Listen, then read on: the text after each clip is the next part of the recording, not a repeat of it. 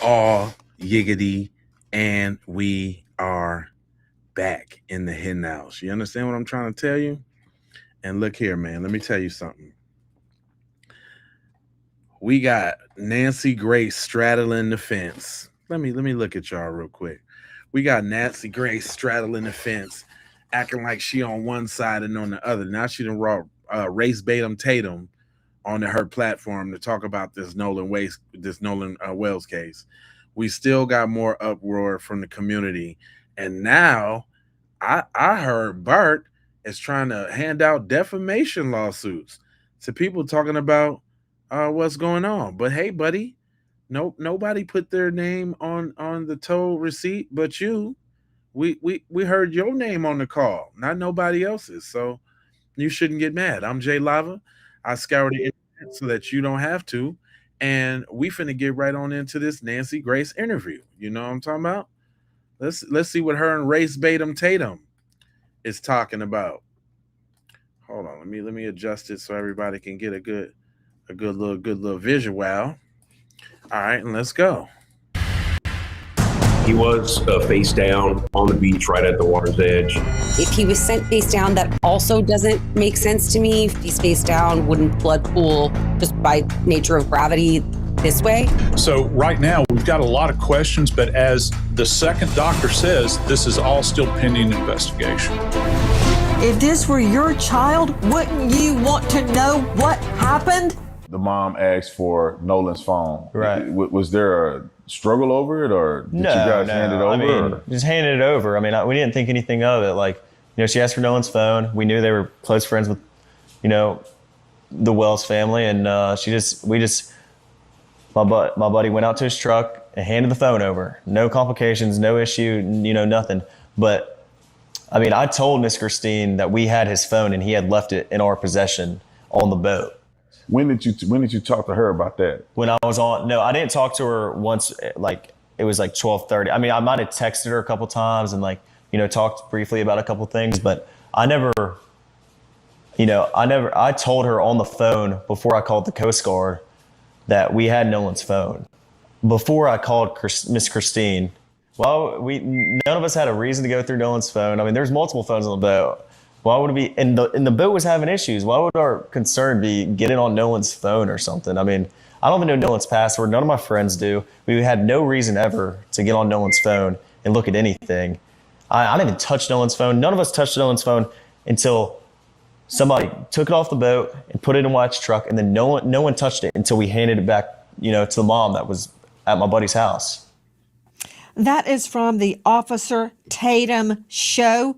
He has interviewed several of the young men that were on the boat when Nolan Wells was taken to Horn Island. They say he was not on the boat on the return trip, although audio seems to suggest otherwise. Listen to the Mississippi Department of Marine Resources call.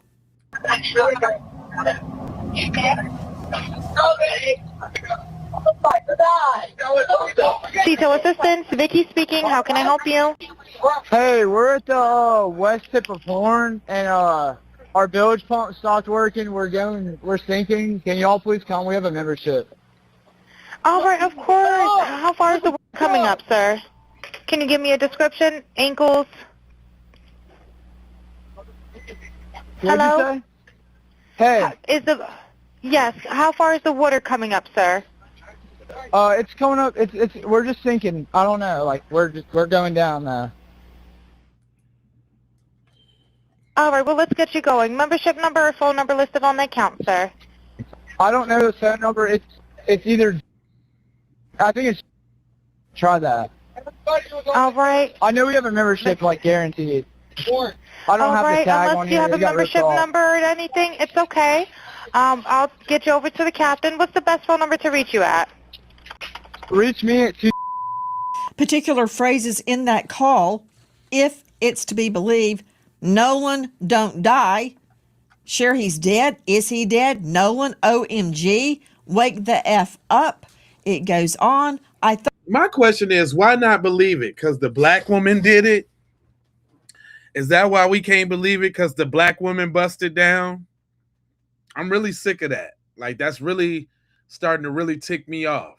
Now it's so somehow unofficial because the black woman did it. But y'all using it though. Thought he was on the check his chest. That, if it's to be believed, suggests that Nolan was on that boat. Tatum says the witnesses are clear. He was not on the boat.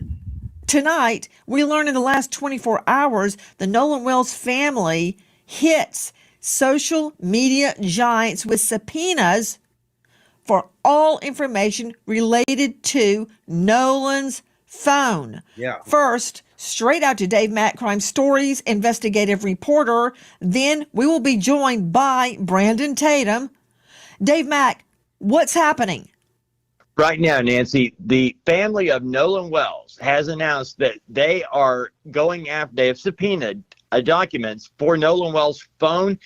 They've gone to the media giants like, TikTok, Instagram, the Meta companies, everybody that Nolan Wells used to push out videos of what he was doing and pictures. And they believe that some material was deleted from Nolan's phone. And this is what they're trying to prove with these subpoenas, to get all of the information, as well as, by the way, the location tracking app Life 360. So you got Snapchat, WhatsApp, TikTok, Meta platforms, and Life 360. All of this, the court documents already filed, Nancy.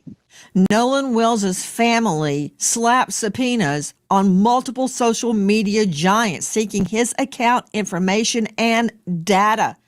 This into the investigation of the teen college football player's mysterious death. They were issued in the last 24 hours, including Snapchat, WhatsApp, TikTok, Meta platforms, Life 360, and these are according to court documents demanding the companies turn over all materials info related to Nolan's accounts.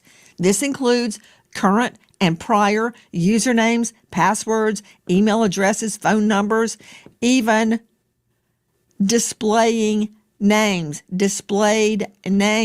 They want IP addresses associated with every account, all communications, chats, posts, stories, and info. His cell phone has become a critical issue in the probe into Nolan's death. What happened to Nolan? Now his mother, Christine, says when her son's phone was brought to the family, they had concerns because there were no pictures or videos on either of his Snapchat accounts. Triggering their fear, items may have been deleted. That's what's happening. There's been a lot of controversy. Were photos, were texts deleted? Were snaps deleted? We've been trying to figure it out, but we're seeing through a mirror darkly. We don't know. But according to experts, a trail will be left if anything has been deleted, even if you delete it from the deleted file. Now, joining us, special guest, Brandon Tatum. You know him well. He's a former police officer with Tucson PD. That's what impresses me. What impresses a lot of other people is he is the star of The Officer Tatum. Ain't nobody impressed by nothing he do, girl. Shut up. Officer Tatum, thank you for being with us tonight. Question to you. You interviewed, as we played at the get-go, several of Nolan's friends. Did they show you photos, videos, snaps of that day on Horn Island? Well, Nancy, thank you so much for having me on. I spoke to 4 of the boys that are originally accused of being involved in Nolan Wells' death. And they did show me a lot of evidence. I want people to be very clear with this. I spent my career putting people in jail. My career is based on getting justice for people who have been done wrong. Career is based on being the biggest butter biscuit coon that you can be, that sucks up and carries the draws for white people. But go on. never been a defense attorney. So me going out and doing this was to find out what happened to Nolan Wells. And in talking to these young men, the burden of proof is they're going to have to prove to me. I'm not going to listen to what they say out of their mouth. They're going to have to show me. And in many cases, they showed me videos of Nolan on the island. They showed me videos of the boat when they were getting towed out, which is consistent with, kind of similar to what the phone call was. I mean, they showed me pictures of them with Nolan. They showed me phone records of them calling Nolan's mom and all of the above. So they seemed very consistent. They seemed very genuine. And they also proved to me some of the things that they had told me in the interview that I had with them that I have uploaded on my YouTube channel. Officer Tatum, are you telling me that they had reception on Horn Island? Because many people are saying, well, the reason that there's nothing on Nolan's phone of that day, like there's no pictures, there's no snaps, there's no text, there's no anything, not because it was deleted, but because he didn't have reception. But you're telling me the other boys did have snaps, photos, videos, and reception? Yeah, no, Nancy, let me clarify this for you. It wasn't that they uploaded this online. They showed me videos and things that they took from the boat during the outing on 4th of July. I was personally out at Horn Island. I rode out there on a boat, and I didn't have great reception there. And I left my phone in the boat when I got into the water and we were actually going out to do interviews. Objection. Right. Objection. You've been in court long enough to know you're going to get objections. You said you didn't have great reception, but you did have reception, did you not? Done. No, there was reception there. It just wasn't great, and it wasn't great enough for people, in my opinion, to upload. You can make a phone call potentially, but you wasn't going to upload data to a social media account. Now, could people take the steps to do it if they're dedicated enough? Yes, but it doesn't appear that would have been a frequent thing, given the fact that you probably had one or two bars out there.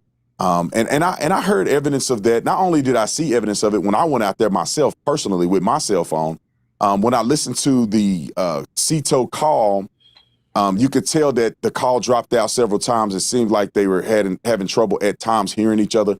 So it is consistent. And anybody that travel out there that have gone to the 4th of July celebration, they know that the reception is not very great. So the videos that they showed me in call logs were things that were not associated to social media, that they never posted on social media. It was, pictures and videos that they took on their phone. Okay. Let me refine my question.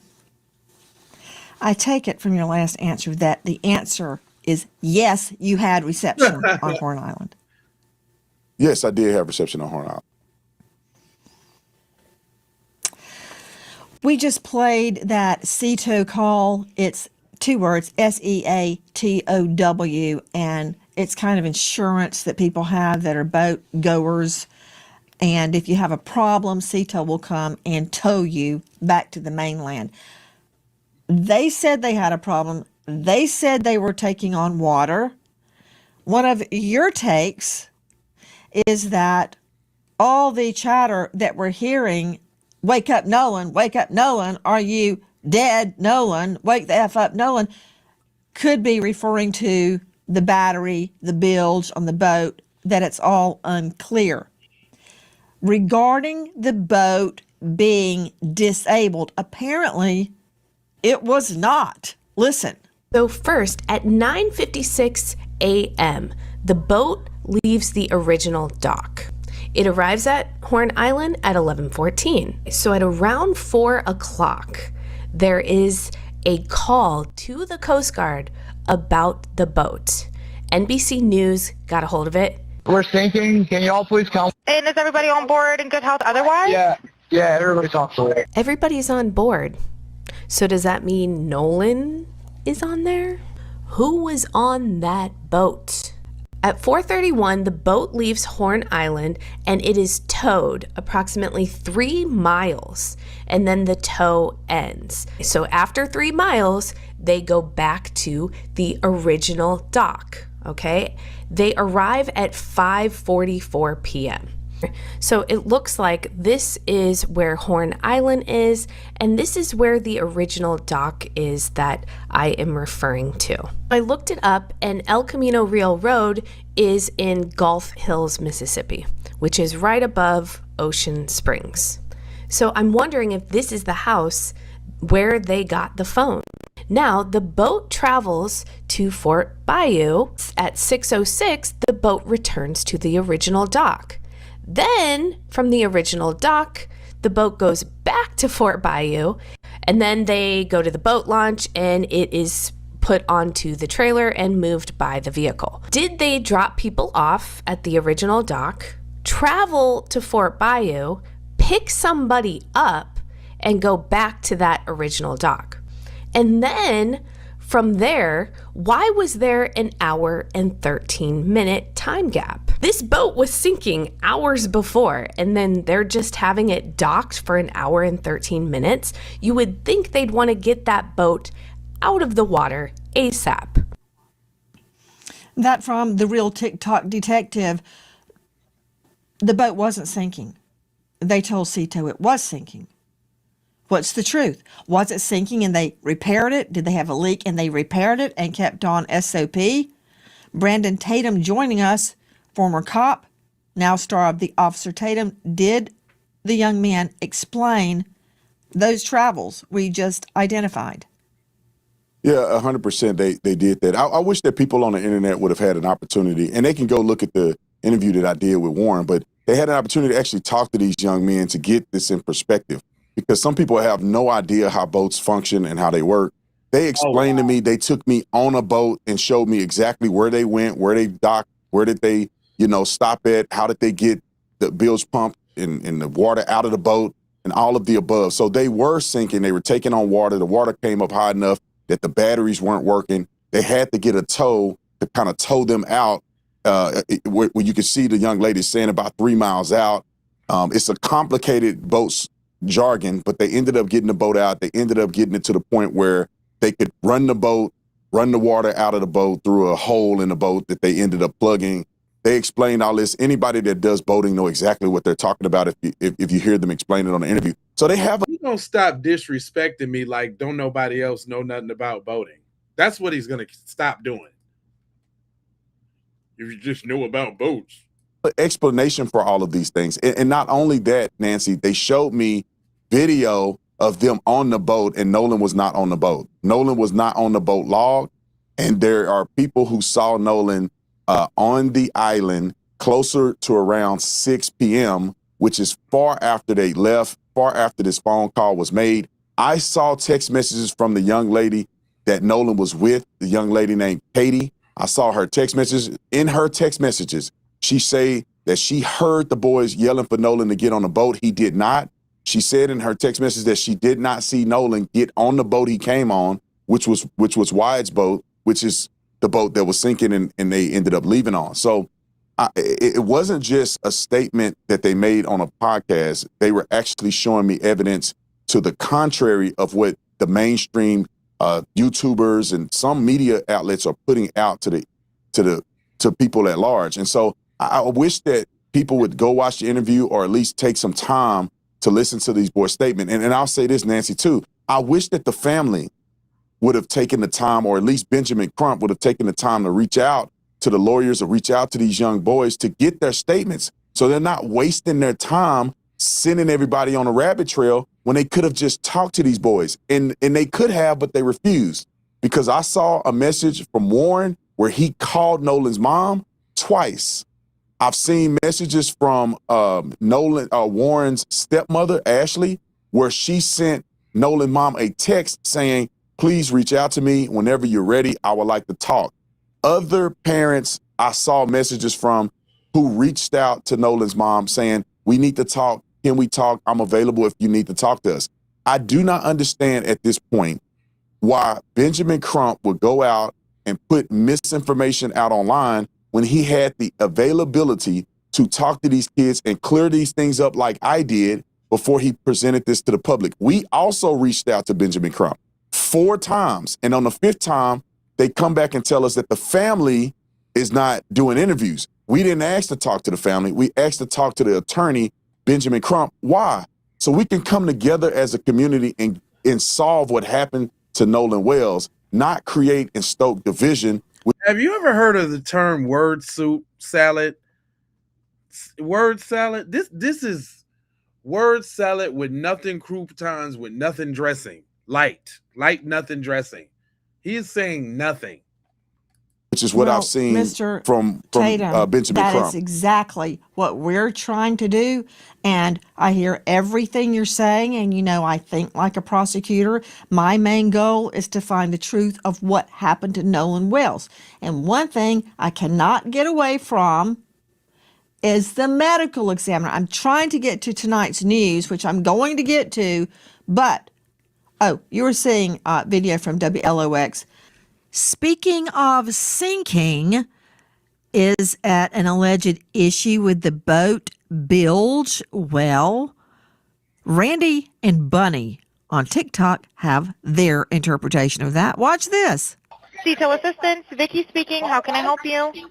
Hey, we're at the west tip of Horn, and our bilge pump stopped working. We're sinking. Can y'all please come? We have a membership.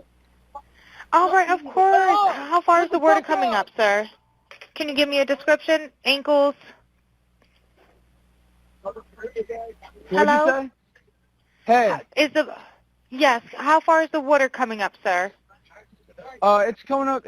We're just sinking. I don't know. Like we're going down now. That from Randy and Bunny on TikTok. Joe Scott Morgan, very quickly before I can get into why the family believes they need subpoenas to social media giants to get the truth about what happened to Nolan's phone.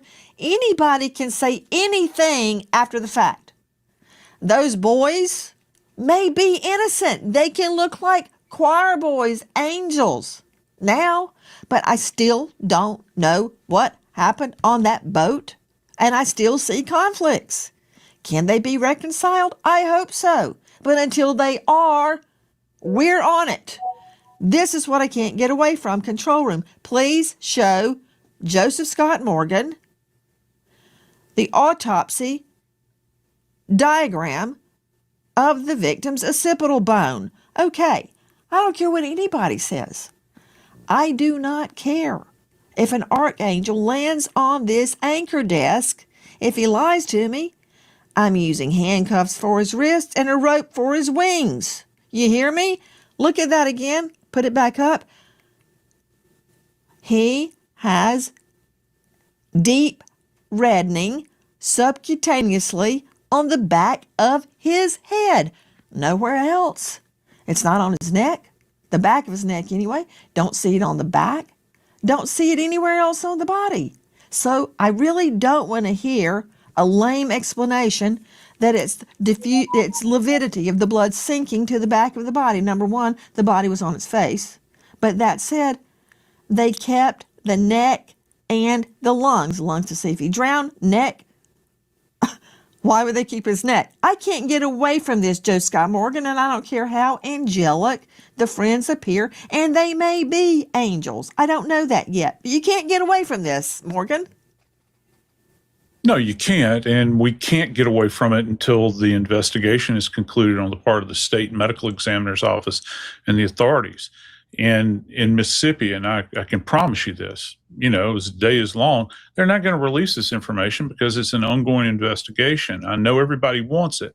Now, what we do have is a second view. We've got a second set of eyes on this from a highly accomplished forensic pathologist, I might add, the former chief medical examiner for D.C., and he went over Nolan's body very, very thoroughly. And he in his statements relative to this area states that he cannot make heads or tails of it at this point in time because it's compromised, this area I'm referring to in the occipital area of the head, because it has been compromised through decomposition.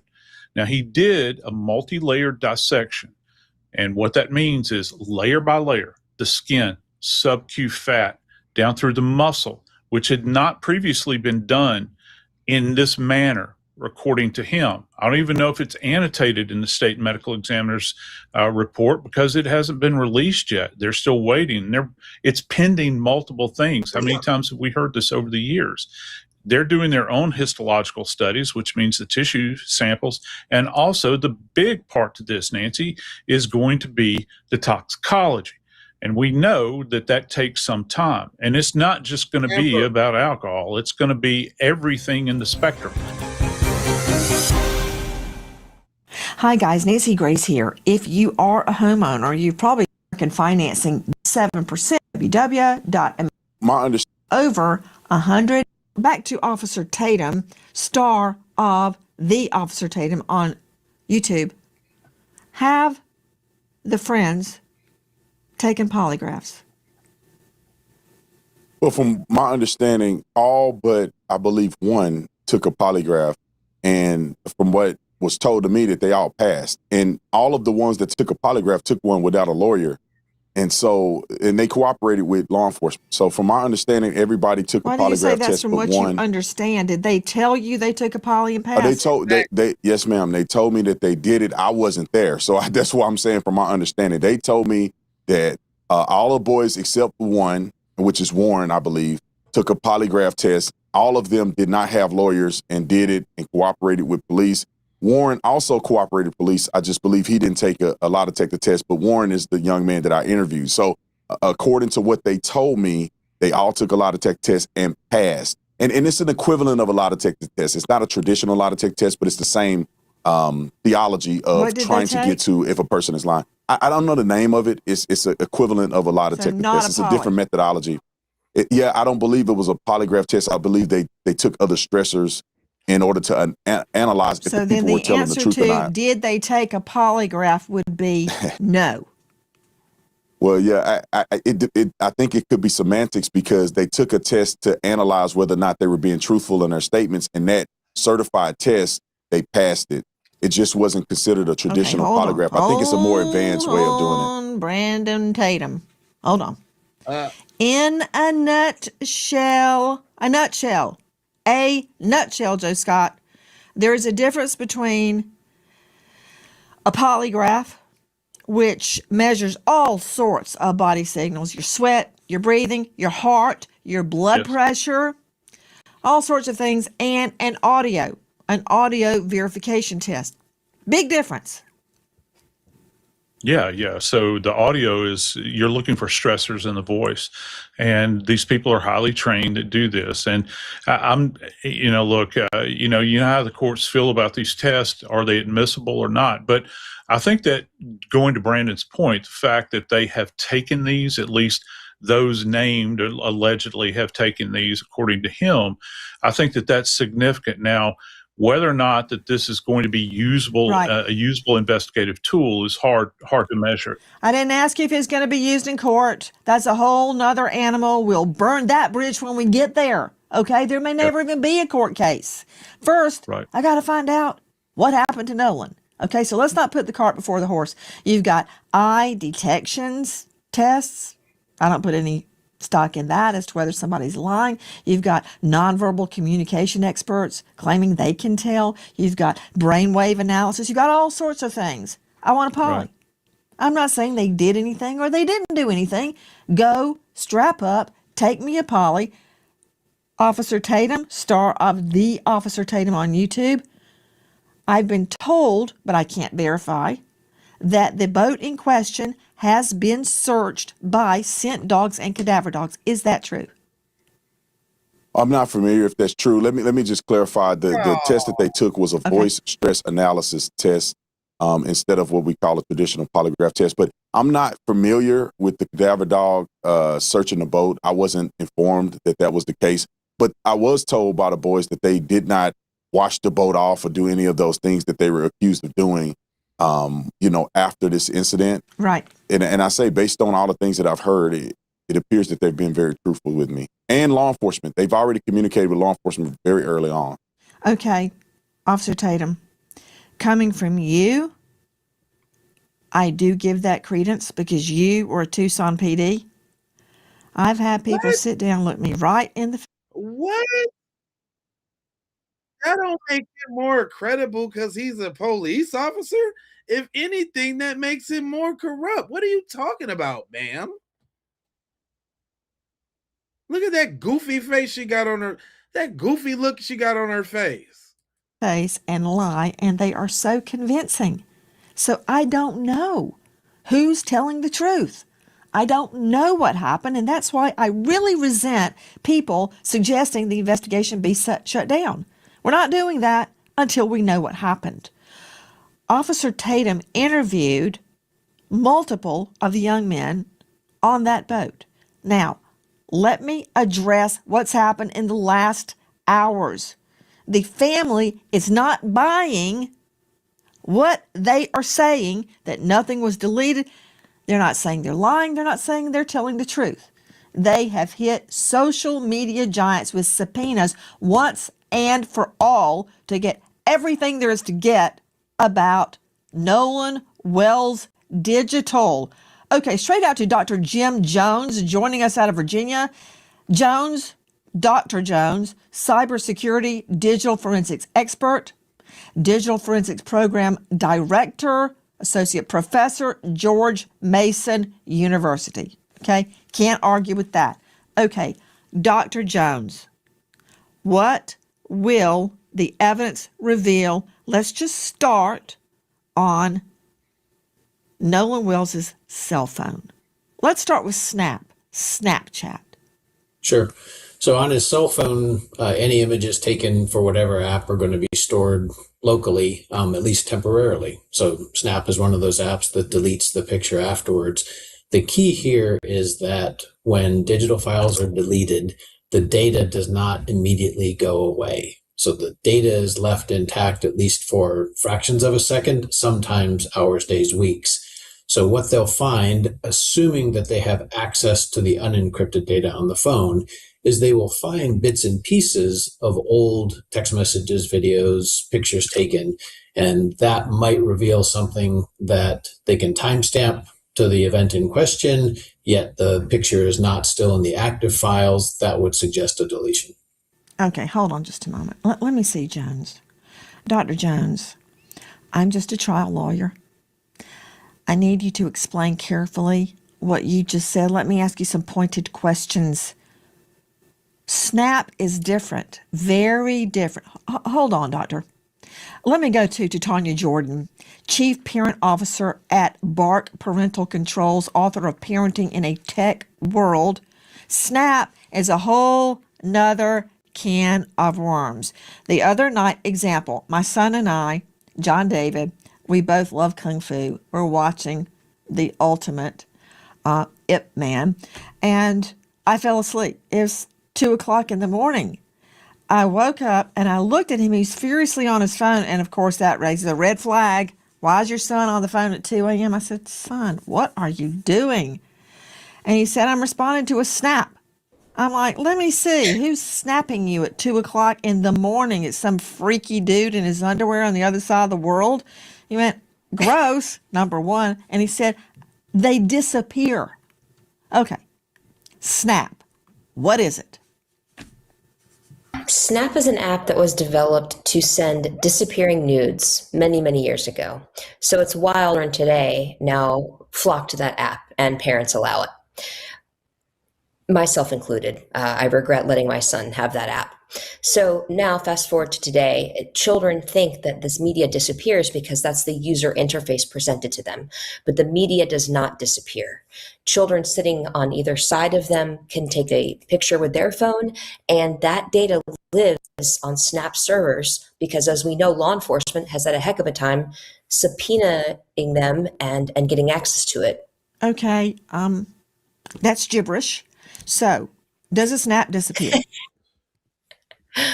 A snap appears to disappear to a user. So if I send a snap, and let's say, Nancy, you send me a snap. When I open it up, it disappears from my view. But that media, that photo, that video that you sent me, it is still alive in Snap's ownership. Okay, so what that means to me as a trial lawyer is I can subpoena it and I can see it. Yes. Okay, that made perfect sense. Now I get it. So my son is telling the truth that it disappeared. Yes. To him. To him. But not to Snap. Okay. All right. What about WhatsApp? That doesn't disappear.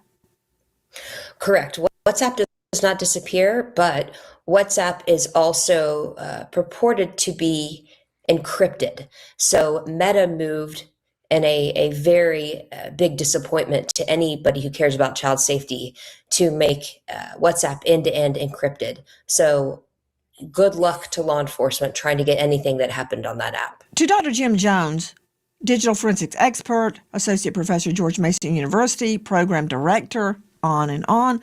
Dr. Jones, I, like Nolan's mother, find it very unusual that Nolan, for a period of hours, there's nothing. He is a prolific snapper, Insta, you name it. There's nothing there. I got a problem, number one, of him separating himself from the phone. But no teen does that. Nobody does that. But if he's out in the water, he may leave it on the boat so it doesn't get damaged. But I find it hard to believe that he left the boat, leave with it and his keys, and that he wasn't taking pictures and on the boat, on the way out there. Where's all that? That's human behavior, which is not your forte. But Dr. Jones, explain to me what these subpoenas mean. Dr. Jones, from what we're learning in the last 24 hours, Nolan's family demands all IP addresses associated with his accounts, all communications, chats, posts, stories. You can explain later to Tanya what is a story, and all other information. The phone is critical because there's nothing on it for the critical hours. Subpoenas issued in the last hours to Snapchat, WhatsApp, TikTok, Meta, all Meta platforms, and all location tracking platforms, including Life 360. Okay, doctor, what does it mean? So what they're trying to do is find everything that was pushed up to the servers. And as Tatiana pointed out, some of this content is encrypted as it goes through the servers. So they won't be able to see the content on the server, but they'll have a record that an image or a video or a message came through. So what I would be looking at is I would compare what the providers, the servers show to what's on the phone. And if I find a discrepancy, that would suggest that something has been deleted from the phone. Anybody that had access to the phone could easily delete something on the phone, much harder to delete what's being held on the servers from the phone. I assume his phone had a password. There are certain things that you need the password to do, such as delete activity.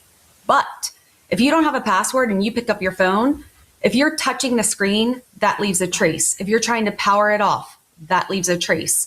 So we should be able to see people without a password trying to actively interact with that phone, as well as someone that has it. So we would do a forensic acquisition, and that's really important here. Someone just looking in the phone, you can get a glimpse, but you can't see what's deleted and hiding below the surface. We need a forensic acquisition to do that.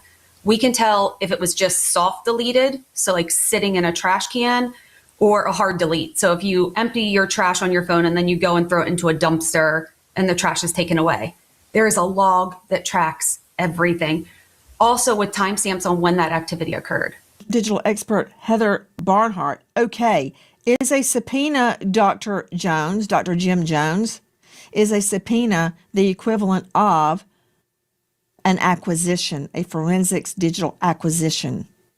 Yeah, good question. No, very different. So the subpoena is going to the providers, the companies that provide these services, and it says, hey, what is on your servers?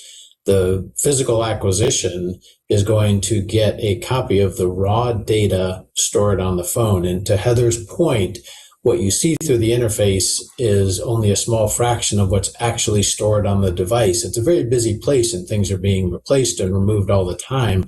The physical acquisition will take a snapshot in time of anything that's left, in particular, the fragments.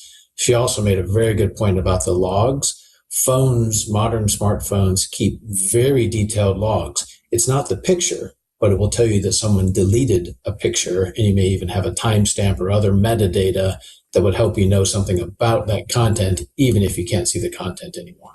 So, Dr. Jim Jones, if I delete something, let's just pretend it's a text. We delete a text. Then you go to the deleted file and delete it from the deleted file. We can't see it, but there is a record of that, and it is very likely revivable. Yes, to the record, for sure. There's a record of that action happening. Revivability depends on how long it's been since it was deleted and what else the phone has been doing. So it's a very unpredictable process. Think of it as something that decays over time. Sometimes that decay is very rapid, sometimes it's slow. And we know there's a difference in retrieval time on an iPhone versus an Android. It's a very delicate process. John Mobley, veteran trial lawyer, South Carolina. What is it Nolan's mother wants from social media giants? Everything. That's what they want. And I've been saying this from the beginning. These are the types of things they should have been doing from the beginning. Not press conferences, not grandstanding, not the all show no go, but getting the actual data from the phone so they can get real answers to put all the information regarding what happened in context. They will know if anything was posted, if anything was deleted, if it was communicating with someone. This is the real work that needs to be done. This is how we all get answers.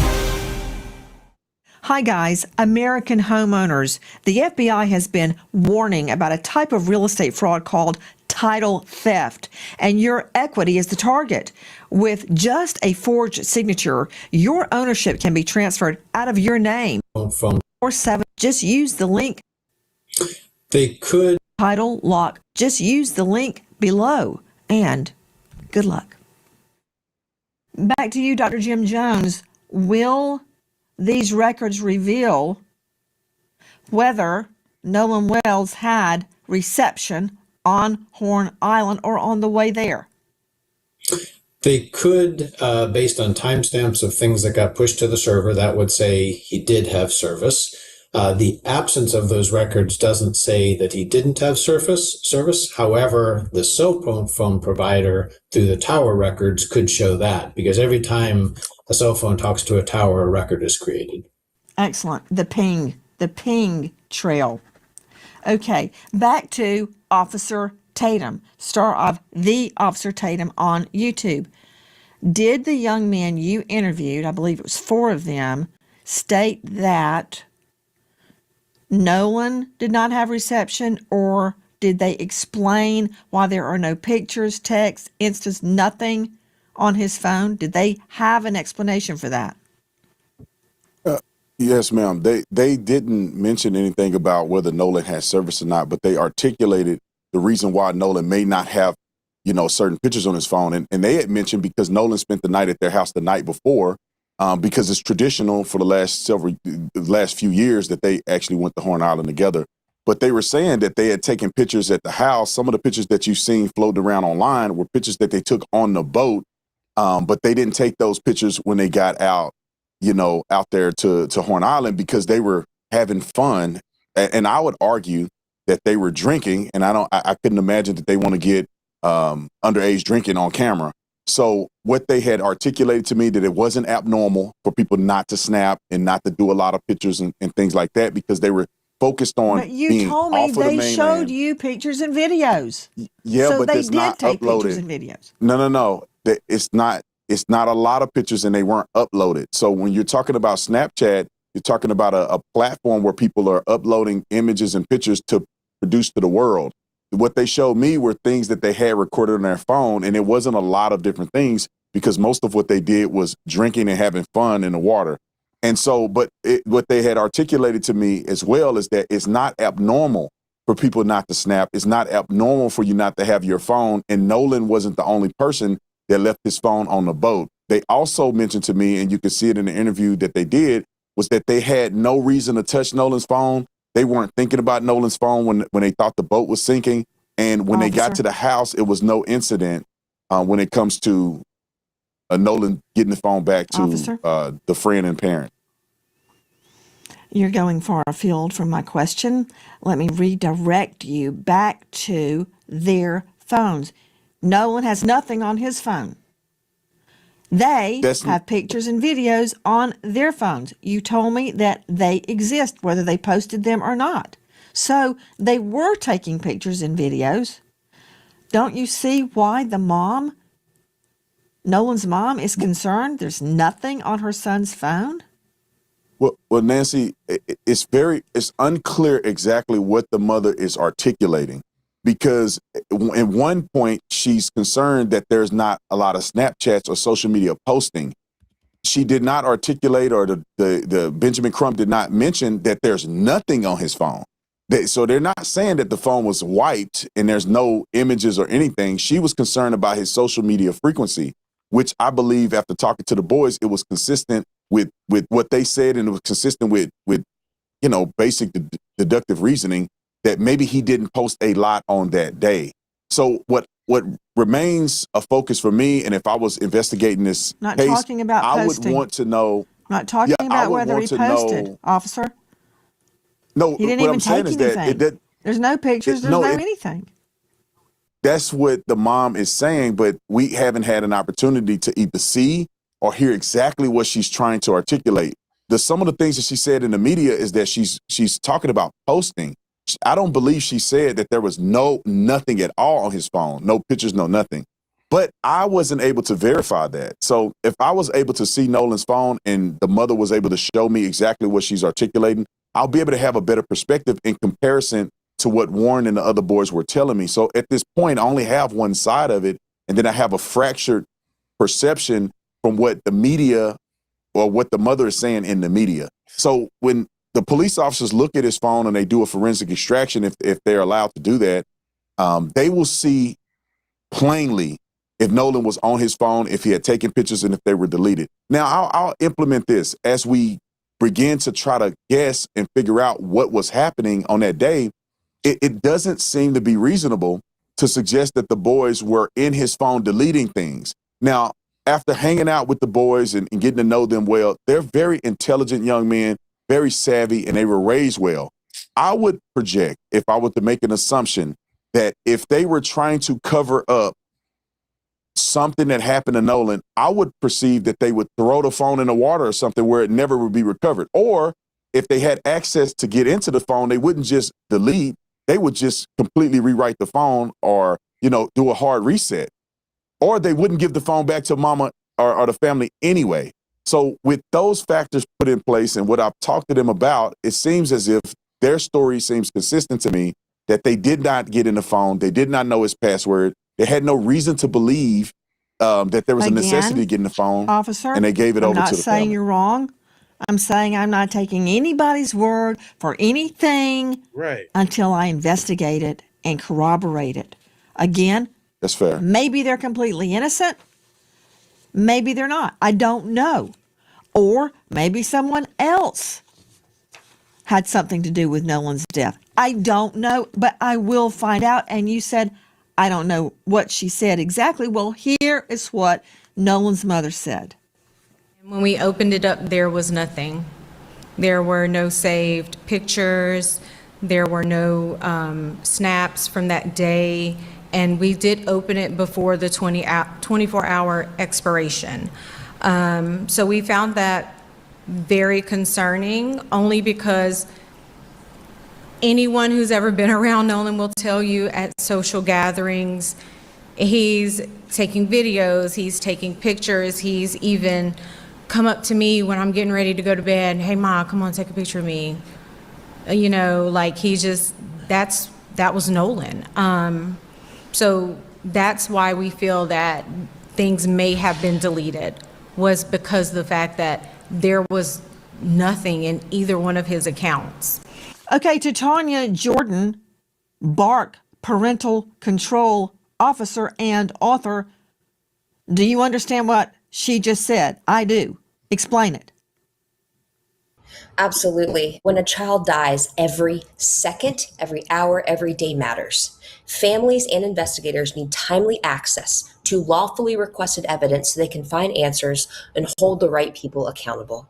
And Snapchat claims to respond to most legal requests in 2 to 3 weeks, but critics say some investigations have taken months, which delays justice.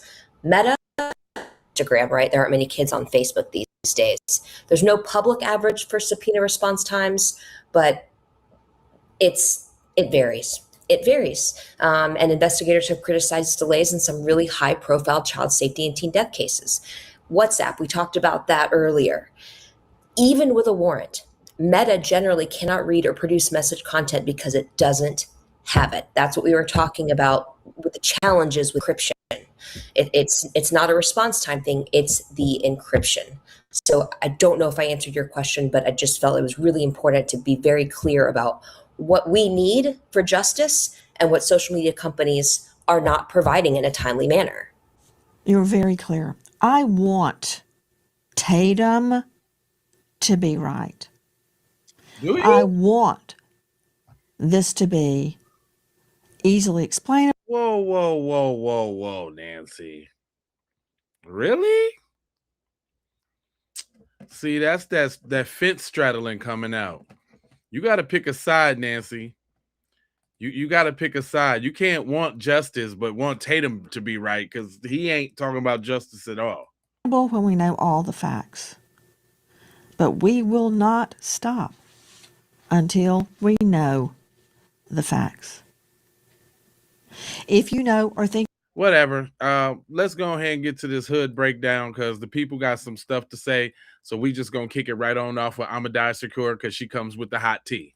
Hello, everyone. I'm Dr. Ahmadai Shakur. So it looks like Bart Edmondson Jr. has decided to lawyer up amid everyone speculating and spreading rumors about him and Katie McCormick dating, and that being the reason for him potentially taking out Nolan. Let's get into it. So according to TMZ's report from this morning, they're saying that Bart Edmondson Jr. is saying that people are accusing him of having been tied to Katie, and that's the reason for him doing something to Nolan.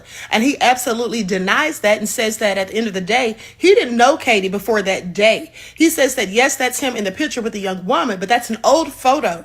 Okay. And that woman is not Katie McCormick. Okay. Please pay attention. His attorney, Russell Latino, says that Bart denies having anything to do with Katie and also denies having anything to do with Nolan's demise. Okay. I said that he didn't have anything to do with it. And at the end of the day, he says that he's been receiving threats since these stories and these rumors all came out on social media. He said that he's been threatened and that now the FBI and the state and local officials are all involved in a thorough investigation. Okay, please pay attention. His attorney says this is absolutely a credible death threat.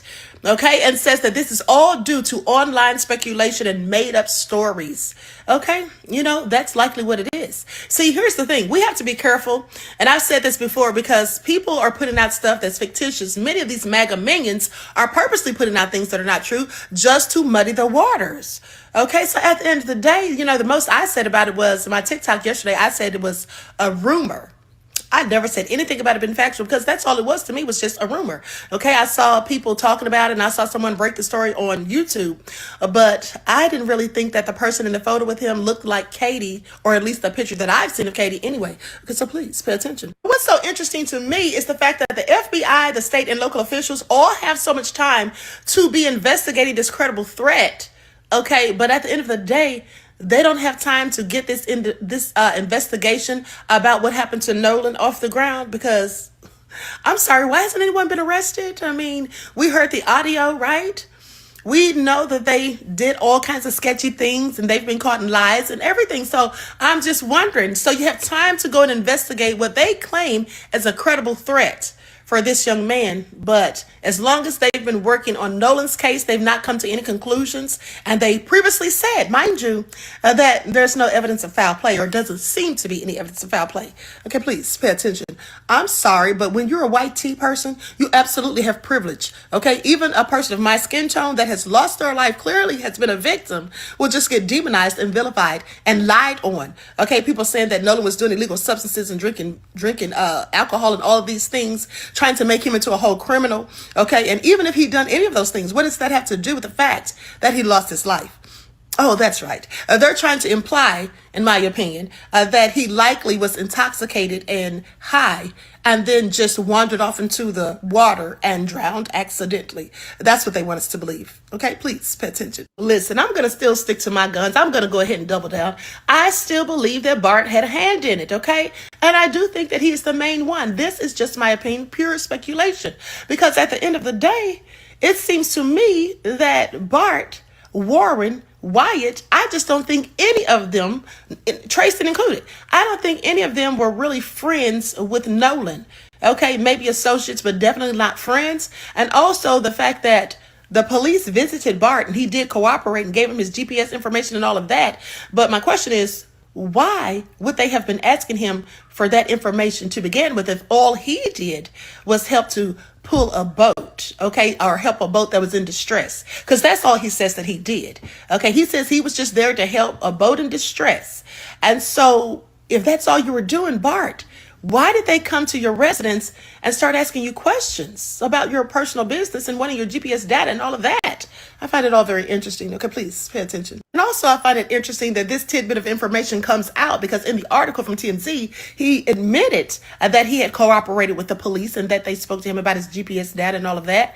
And that's interesting to me simply because we found out just yesterday, at least I found out yesterday, that his name was the one on the Coast Guard report, not Warren Hudson's, okay, who said that he was the one that made the phone call to the Coast Guard about Nolan being missing and him being concerned. But then we find out Bart's name is on there. So now, just pay attention to this trend. It seems to be a pattern, in my opinion, of when any type of news comes out or any type of evidence or whatever, they always come right back the next day with some sort of story.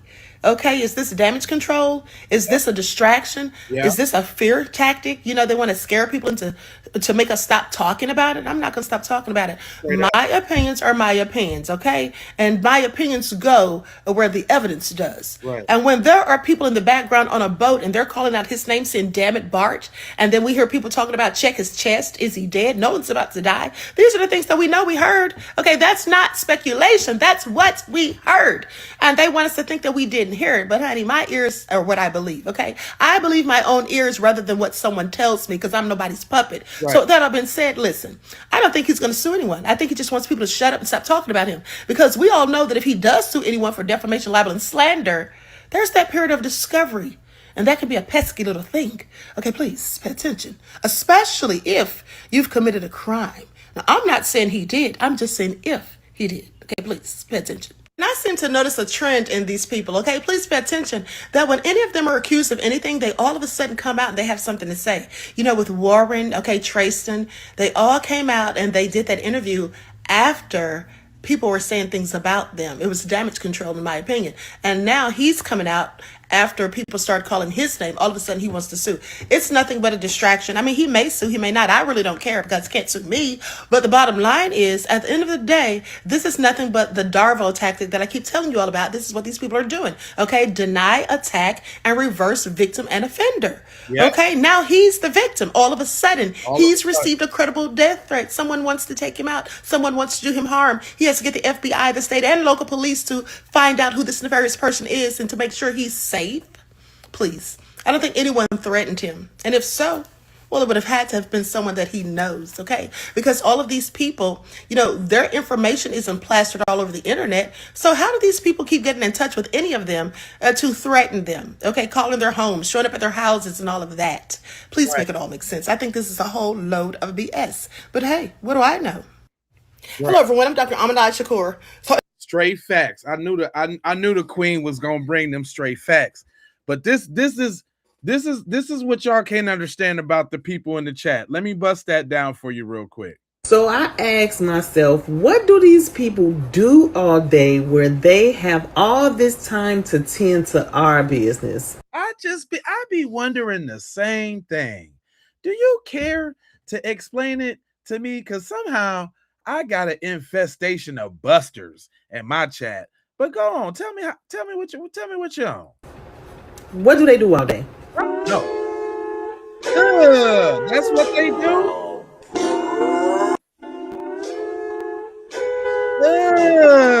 That's they do all day. Do y'all want to explain that? Is that y'all people that think that's funny? I tell you this, I would never do that to my child. I would never do that to my child. Is that y'all? Is that your folks? Is that your folks doing that? Is that how you get down? Is that your pastime? Cause that ain't funny. That ain't funny. That's what y'all do?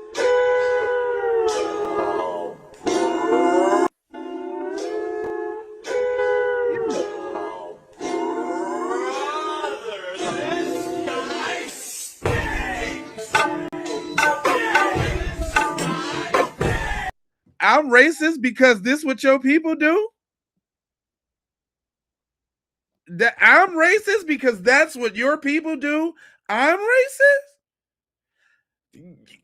Go hit him up and tell him. I ain't do that. I'm just saying, while y'all over here in my chat, are y'all making videos about this? This scourging y'all community?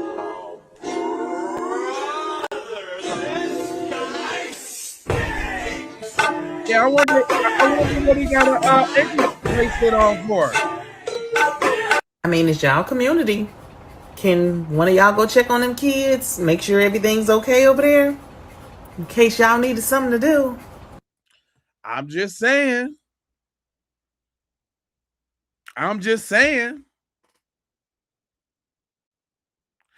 In case y'all needed something to do, something to think about.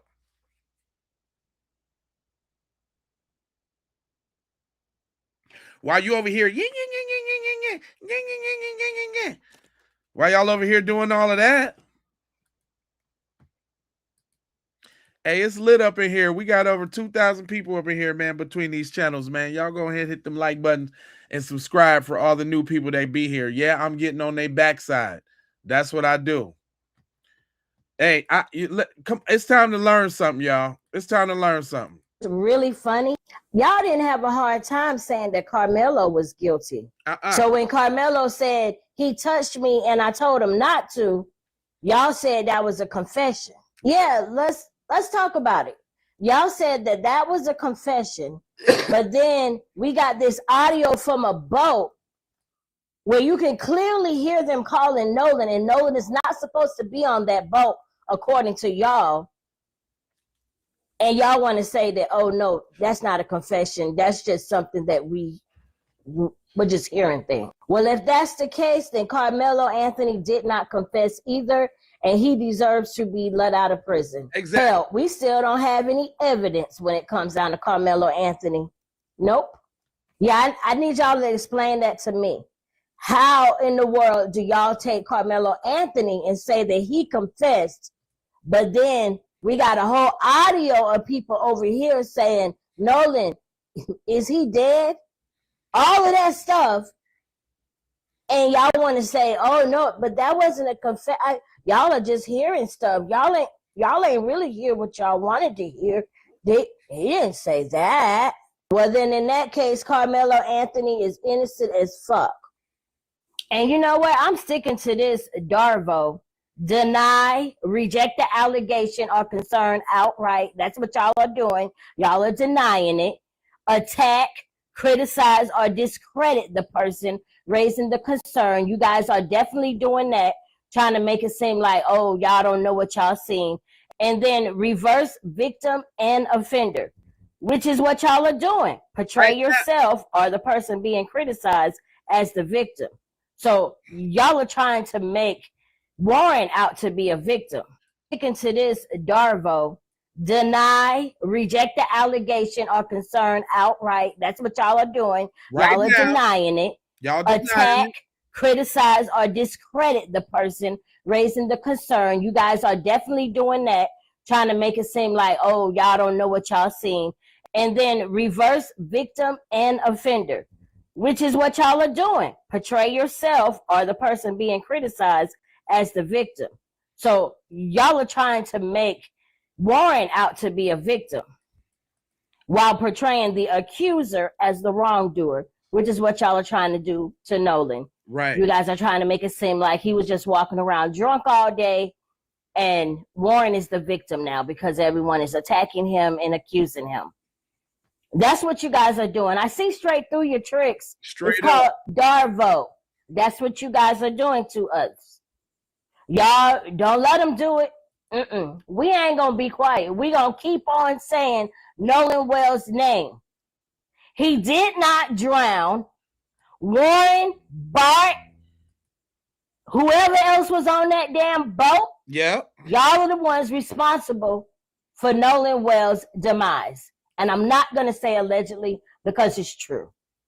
Point, period, blank, blank, period, point, point, blank, period. All that. Every one of them. In whatever order you want to put it in. Whatever order you want to put that in. And guess what? Even Flacco tried to get in on it. Flacco even tried to get on, say TMZ caught in 4K lying. When it comes to this Nolan Wells situation, TMZ went away from their usual practices. Harvey Levin is front and center when it's a Celeste and David update, when it's an update about this case and this case. Harvey is the lawyer. He's front and center for everything. And then on occasions, you'll have the black guy next to Harvey. So after they're on Horn Island on July 4th, at the end of the day, about 4:30, they decide they're heading back to the mainland. And the owner of that boat, or the grandson of the owner, who's driving the boat, realizes that they are taking on water. Their bilge pump isn't working, so he places a call to a tow company called Tow. Think is that in the background of that call, what people think, how they how they minimalize words that we hear. We heard those words clearly, bruh. I swear. We heard, is he dead? Oh my God, Nolan, no. Get up. We heard those words clearly. Now they're minimalizing those words now. These folks are sneaky. Pay attention, bro. Oh, nah, man, that's just commotion. Nah, man. Now they're saying that, it's just commotion because they're trying to say, oh, nah, man. It was a bunch of mumbo jumbo. Y'all couldn't even hear. Nah, bro. The sister enhanced the audio. Shout out to the sister, who's a professional audio engineer, if you guys don't know. You see, independent media is breaking this case open. The person who enhanced the audio, the beautiful black sister, she is a professional audio engineer. And she makes sure to... And they need to put some respect on her name. See, they need to put some respect all on her name because they try not to use her audio or give her the credit when they do use it. And trying to discredit it like they don't know it's real. They need to put some respect all over her name. Enhance it to where it is not just staticky. But the sister enhanced the audio to where you could hear it clearly. As clear as it could be. This is a professional who did this. This sister did her job. I swear. This sister did the job that TMZ was supposed to do. Right. They say y'all got no proof. Their favorite line was... Hold up. Let me tell y'all this too. Not to discredit the sister or anything, but there was another dude on Facebook. He put it in Logic Pro and put one little filter on it and tuned it up real nice too. It don't even take that much. So we know they could have did it. But shout out to the sister because she did it first and did it the best. There's nothing that suggests foul play was done here. That was their favorite line before the audio came out. Now the audio came out and you hear it clear as day. Now the new thing is up to interpretation. Don't play into their games. They're not looking for answers. They're looking for reasonable doubt. How come? They're not looking for answers. They're looking for reasonable doubt. Hey, they serious right now, fam. They even getting that they done start subpoena some of the people that I featured on the joint. Y'all know, hold on. Let me show y'all something. Y'all remember the girl Kim? The white girl Kim? Yeah. They getting at the white girl Kim. They trying not to let nothing slide. Hold on, check this out. They even got Kim neck. So check this out. Old Bart Edmondson Jr. has obtained Russell Latino out there in Mississippi. where he lived. And he is filing a defamation on her, Kimberly, because he said that the accusation that she has made against him online has caused him to get a death threat. And he wants an apology. That is the funniest thing I have heard all day. The funniest thing. Now, Bart, you just opened up a whole can of worms. You got death threats because they was calling your name on that recording. That had nothing to do with her. Don't redirect and try to deflect. The truth is gonna come out. So check this out. Old Bart And hold on, I got, not only do I got that, but I got Kim's clap back. Hold on, Kim. Kim ain't, it's a little curse in there. I'm gonna see if I can kind of catch it, but you know how she be. You want to sue me? It's gonna go. Come here. Let me put my glasses on. All right. I am poor. I have nothing. I don't own anything. You can't put a lien on property. I have nothing. Okay. So you're gonna first have to prove that what I'm saying is false. Okay. Then it's gonna cost you so much money. I got free lawyers. You know how many lawyers have been hitting me up like begging to take the case because they know the publicity. Here's what you don't understand. You suing me, that makes everybody feel bad for me. And guess what? People want to pay me when that happens, baby, and I'm poor. So, okay, worst case scenario, you sue me, you win. Let's say you win. What you gonna do? You can't get blood from a fucking rock, dog. What are you gonna do? Okay, I'll claim bankruptcy. Maybe I claim bankruptcy, 4 or 5 times, and I could be president one day. Okay, that's how it's gonna work. So do what you gotta do.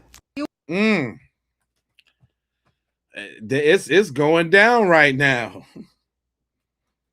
It's going down right now. Bart said he ain't playing no games. He coming at all them folks. Bart said you gonna keep my name out your mouth. That's what Bart said. Now, I don't know if y'all know, but now Warren's people done put up some money. Did y'all know that? Check it out. Ooh, things are getting spicy now. Warren's father tells TMZ that he's offering a $50,000 reward to find out what happened to Nolan Wells. On the same day that the other friend, Bert, decided to lawyer up and is threatening to sue people for defamation of character. Ooh, it's getting hot. Character. Let me see. It's getting hot. Lawyer up. It's kind of small, but let me see if I can run through it. It say Russell Latino. It says, I have been retained by the family of Bart Edison Jr. to pursue people defaming him without fabricated assertions of the facts and are putting Bart and his family and friends in harm's way. The family will put out a formal statement later today and announce the initials of the first defamation lawsuit. Bart received a credible death threat yesterday because some of the made up speculations on this and other FBI's on this and other sites. The FBI states that the local law enforcement have all been activated, but I wanted to share the few things for people that think that it's a game to invent lies that could get another person killed. Oh, poor little Bart. Somebody already died. Look at this. Ain't this Darvo, y'all? Didn't we just hear about this? It says we have hired a private investigator firm to identify and track individuals gained in defamation against the Edmondsons. You think you are young, naive, and lack resources to pay civil judgments will not deter us from filing lawsuits against you. It's not the money for the clients. They want to protect the family, and they want to curb people who lie recklessly. So they just told you a lot right there. Now, if we remember earlier, let's go back to them saying that this is old family money, that Bart come from a family of money, old football players, like they got pull in the town, right? So ain't it kind of sort of like they talking how they enforce the other subordinates in the town too, allegedly? Like, you know what I'm saying? How they made Judge Ashley jump out the box because they had a judge on the pay line. How they made Sheriff Ledbetter jump out the box because they had the sheriff on the pay line. How they made the governor and the DA and the medical examiners and the coroner. They had all these people jump out the box on some, it was just an accident right off the bat. Right off the bat. After that letter from Ashley, Cole came, then came everything else. The Coast Guard, the Navy, everybody started falling in line.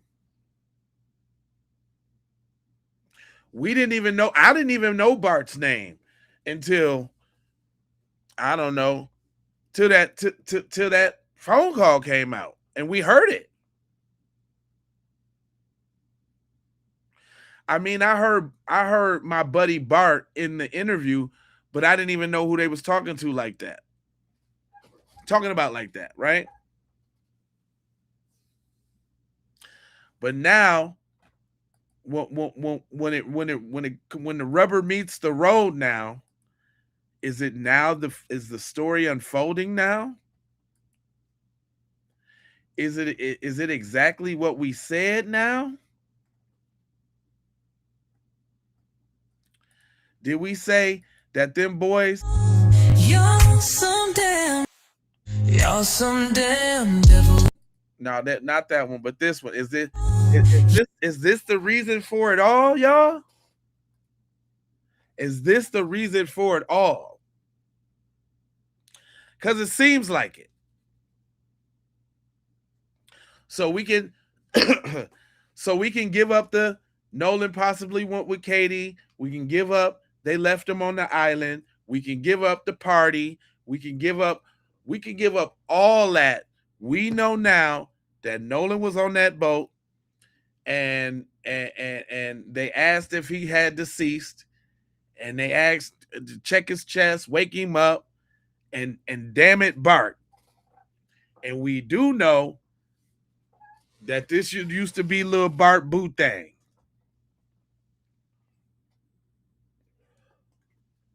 And we do know that not only Tristan, who said something in his own words, slick to Nolan about Katie, we also had Warren talking about, man, you crazy. Crazy for what? Crazy for talking to your big homie. He crazy for talking to his big homie's girl. Oh, you talking to the big homie's girl? Oh, that's the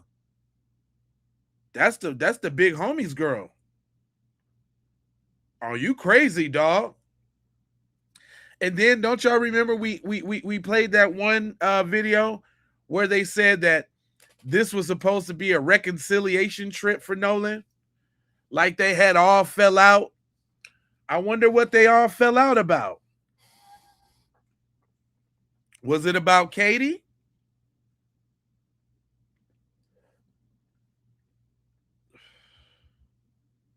Yeah, get lawyered up before you accused. Isn't that strange? But hold on, we gonna let it cook out. Hold on. And is threatening to sue people for defamation of character.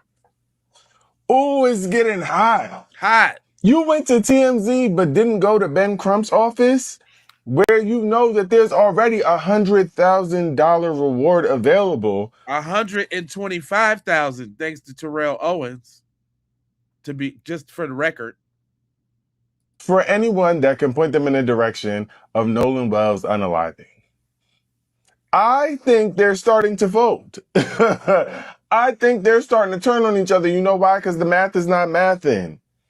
on the same day that Officer Bad Body Built went on Nancy Grace's show and looked a fool? Now you calling TMZ to tell them that you offering a $50,000 reward. And TMZ, why is y'all talking directly to the family? Right. It's not even that y'all heard from a reliable source no more. TMZ is going straight to the family and communicating. So y'all in cahoots. This is the same judge that put out that statement, right? That's her husband? Okay. Okay, y'all keep saying that we shouldn't treat people like they're guilty if they're not guilty. Well, then you shouldn't be moving like you guilty. If you ain't guilty. Ooh, things are getting spicy now. Warren's father tells... Come on now. If you ain't guilty, why you moving like you guilty?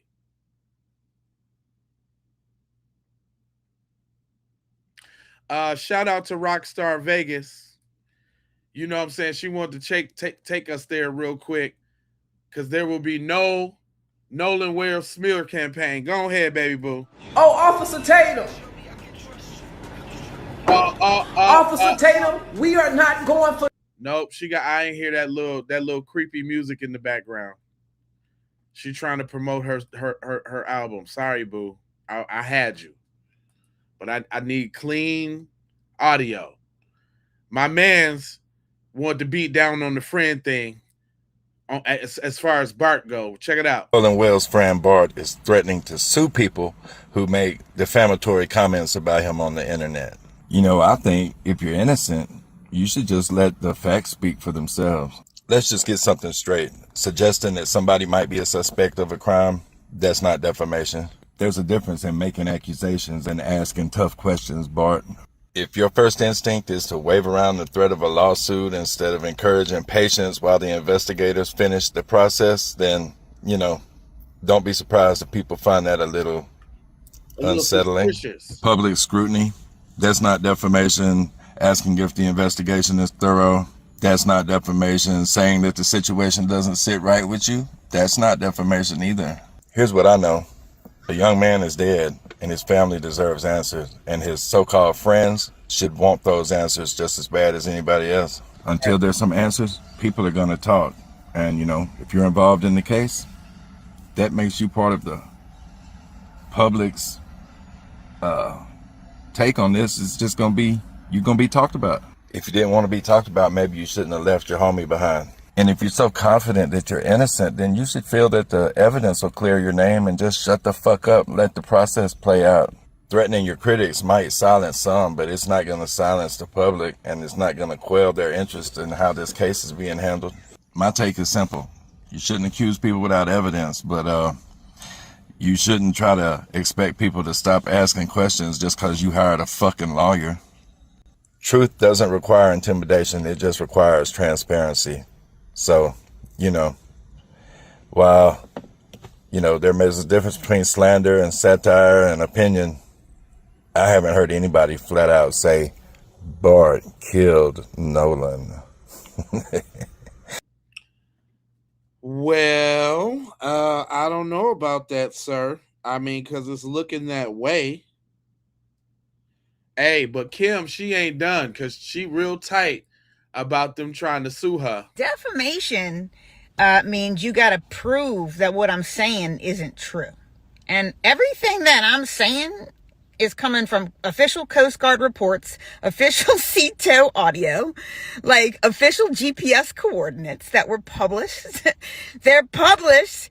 This is official stuff that's published. So, I mean, unless the MDMS is publishing fake stuff, whatever I'm saying is based off official documents that those people released.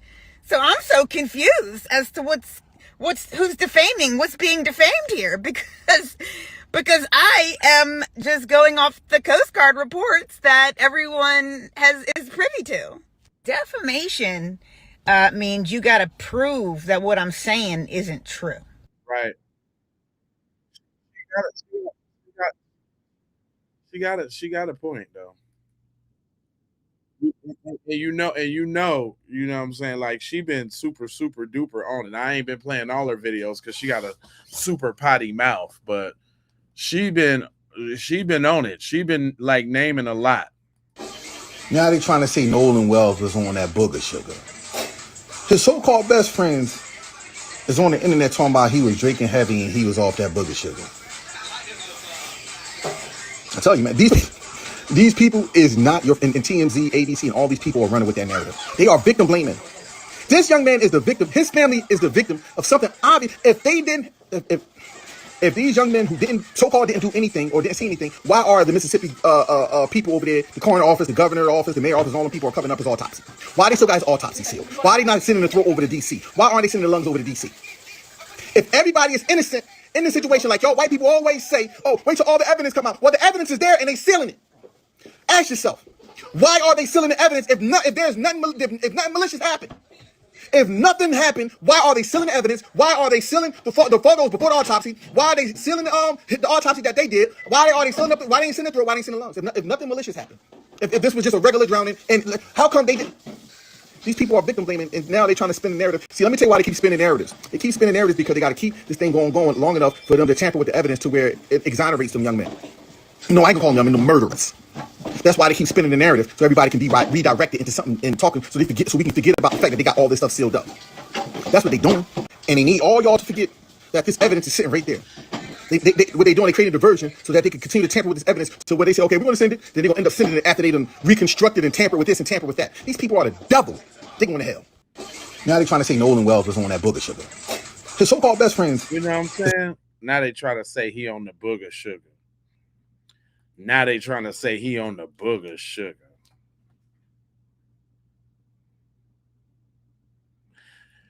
Now, you know, as much as we out here fighting for love, truth, peace, freedom, and justice, love, life, loyalty, knowledge, wisdom, and understanding, they done brought out all the coons. They done brought the coons out already. You think it was just, y'all thought it was just Brandon Tatum, didn't you? Oh, no. It's not just Brandon Tatum. This dude said Nolan Wells was drugged. Now, we did talk about that amongst ourselves on the podcast as a hypothetical, just to try to make a point. But you actually got your boy out here trying to put it together to make sure to make it seem like that's what it is. Check this out. Nolan was sitting by the boat with that Katie girl. Nolan, get on the boat. We're leaving. The boat's having issues, panicking. Nolan, get the F on the boat. Get on the boat. And Nolan said, no, I'm staying out here. Nolan made a decision to stay out on the island. Imagine being on another boat that's right next to the boat that you came on, and then your friend says, hey, get on the boat. The boat is about to go up underwater. I'm not getting on that boat. So number one, I listened to the call to the CETO operator, and I listened to the whole call. And a couple things stood out to me. First, location they are at. I put those coordinates in Google Earth. I wanted to see myself. I said, where's these coordinates? So I punched it into Google Earth. It's about 700 feet north of the northwest tip of Horn Island. So listen to what he's about to say right here. Nobody's talking about this. And northwest tip of Horn Island is where Nolan's body was found. The northwest part of the island is also the roughest current. Like the roughest rip current happens right there on the northwest side of Horn Island. He was possibly drugged or something. They seen him passing out. They're looking around like, what do we do? Somebody turns around and says, take this right and go over here because the rip tides are stronger here and we could just push him off the boat. He's just going to end up somewhere else, which would be so far away from us where nobody would say he fell out the boat right here. Because if the riptides pulls him all the way over there, then they can turn around and say, well, he never got on the boat because his body was found over there. What stood out to me? That was a nice try. I see where he was going with that. I see what he was trying to do. Because that's what you get out of all this information we've been reviewing, fam. Like, that's what you get out of that, homeboy. Like, that was a stretch. A stretchy stretch. I'm going to put him in the rip current, and then the tide is going to take him over there. That way he far away from us. That reason far away from him. I just want y'all, because sometimes y'all got to hear, you know, the other side of what's circulating out here. Sometimes you gotta hear the other side.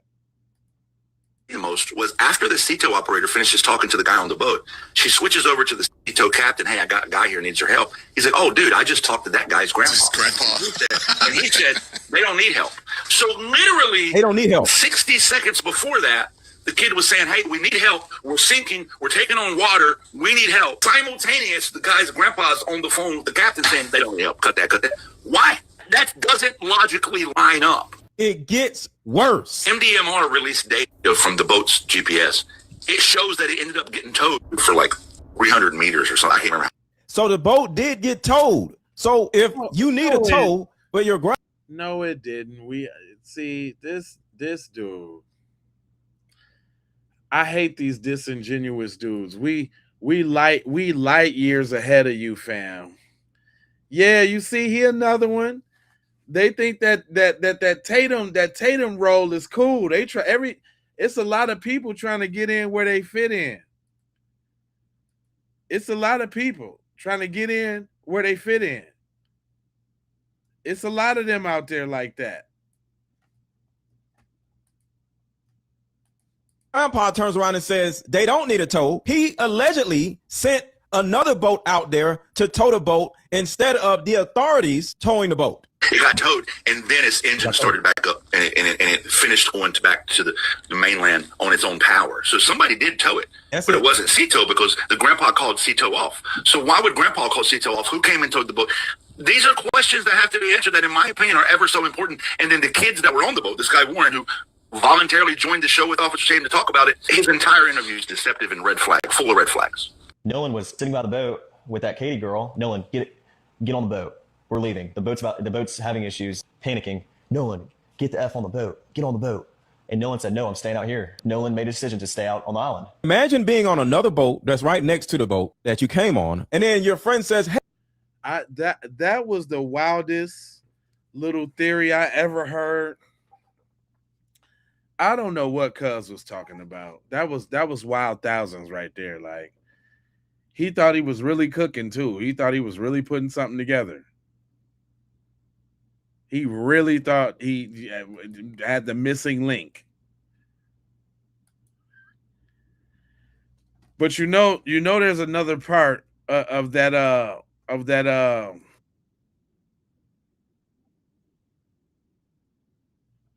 there's another part.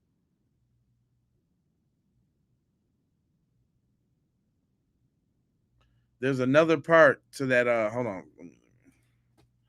Let me get this real quick. My man say you must think that we stupid. Y'all must think we stupid. And I smell shit all the way up to here. Mr. Russell Latino, for the record. And I want people out there to understand this. If this man come out and make a statement, that means some shit is in the air and he's getting very nervous. Uh-oh.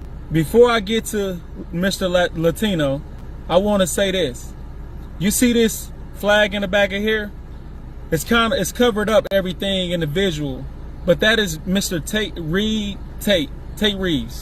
That is the governor of Mississippi. I just want y'all to know what y'all dealing with right here, right? Mr. Reeves took this picture in 2013 in Vicksburg, Mississippi. It was at the Sons of Confederate Veterans National Reunion. So we know who he is and what he represents, and anybody that represents this is a racist. And I'm just gonna keep it just like that. You see them empty threats that he made about Al Sharpton and Ben Crump? Yes. Let's be clear here. That's what they do when they start feeling the fucking heat. You doing your job out there, and keep doing it, content creators, or just people who generally wants to know what actually happened. What you're hearing isn't by coincidence. What you believe, you are not stupid. You see, they want you to believe that, and they want you to fear them. But I'm telling you, the fear is within them because they're losing the grip on what they actually have planned. They wanted you to be silent. They wanted you not to say nothing. They wanted this whole thing to just go away and nobody question anything, and they didn't think it would last this long. Do not let up, do not grow weary, because you are doing exactly what you're supposed to be doing. And for the record, this isn't about Nolan Wells' mom at all. People are going to try to convince you that she's not worried, this Al Sharpton isn't worried, that Ben Crump isn't worried. We don't give a damn if they're worried about anything. One thing we know is that Nolan Wells died. And this fight is about Nolan Wells, not his mama, not his father, not Ben Crump, not Al Sharpton. It's not about us. It's about specifically Nolan Wells. If you got a black son, or if you know that your son has a friend, and even if you white, that's black, and if something like this happened to him and you didn't get no answers, then you would want to know what happened to him. Right up. Don't lose sight, because these people like Russell Latino, who all he's gonna do is put out a lot of words and say a lot of shit, and no doubt they got a lot of money. Don't let that fear you. Don't let that stop you from doing what you're supposed to do. Straight up. The statement that he made stated allegations are completely fabricated about Katie, and he didn't know McCormick had no involvement in the debt and assisted a distressed boat that day. Listen, we know this, and don't be afraid to say his name about shit that you know. We hear somebody say, "Damn it, Bart," and that's facts. We're not gonna hide behind no motherfucking threats that these people are starting to make to us just because they come out and say that they're going to be filing litigation and claims following, you know what I'm saying, credible death threats. And I get it with the death threats. Hold up, but real quick though, I don't even really think we went past the code word talk of the call, where the caller, was shook on what they was talking about and how they was actually doing the deed. We need to hear this. Check this out. I'll get you over to the captain. What's the best phone number to reach you at? Reach me at All right. And is everybody on board in good health otherwise? How many? Somebody says, I thought he was, and then it just like drowns out. So we don't know what that means. I could have 20,000 different theories. Y'all leave me a 3. What do you think that meant? This is where it starts to get really strange. The operator begins to ask very direct questions, and they begin to act like they don't know what she's saying. They begin to half answer questions that are very convenient. Like, for example, she says, is everybody on the boat and in good health? He says, everybody on the boat. Okay, what about the good health part? But that's not even the strangest part. It's about to get really weird. All right. I'll get you over to the captain. What's the best phone number to reach you at? Reach me at All right. And is everybody on board in good health otherwise? How many? Somebody says, I thought he was, and then it just like drowns out. So we don't know what that means. No, that's the wrong one. My bad, y'all. This is the one right here. My bad. This come up under Jerry. Okay. You're going to have a fee for service come up under Jerry. Okay. It sounds like a bunch of kids on board on Horn Island. He's letting me know that his father's a member, but he can't give me any information. And he's saying the boat is sinking, and he's on Horn Island. It's just unfortunate. He's just a kid. There's a lot going on. So Right. He said there's about a lot of people on board. He says he thinks about 7. I'm guessing they're all under 18. Okay. And I'm not trying to be rude. He wants you guys to go out there and unpump the boat and then tow it in. Boat it is? He said a Triton 24-footer, but that's all he can give me. Okay.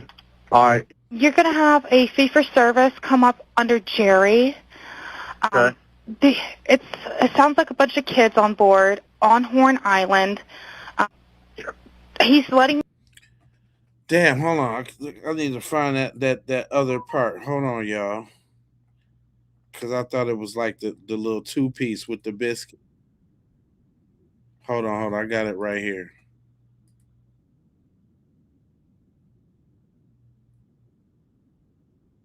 Hold on, here it go right here.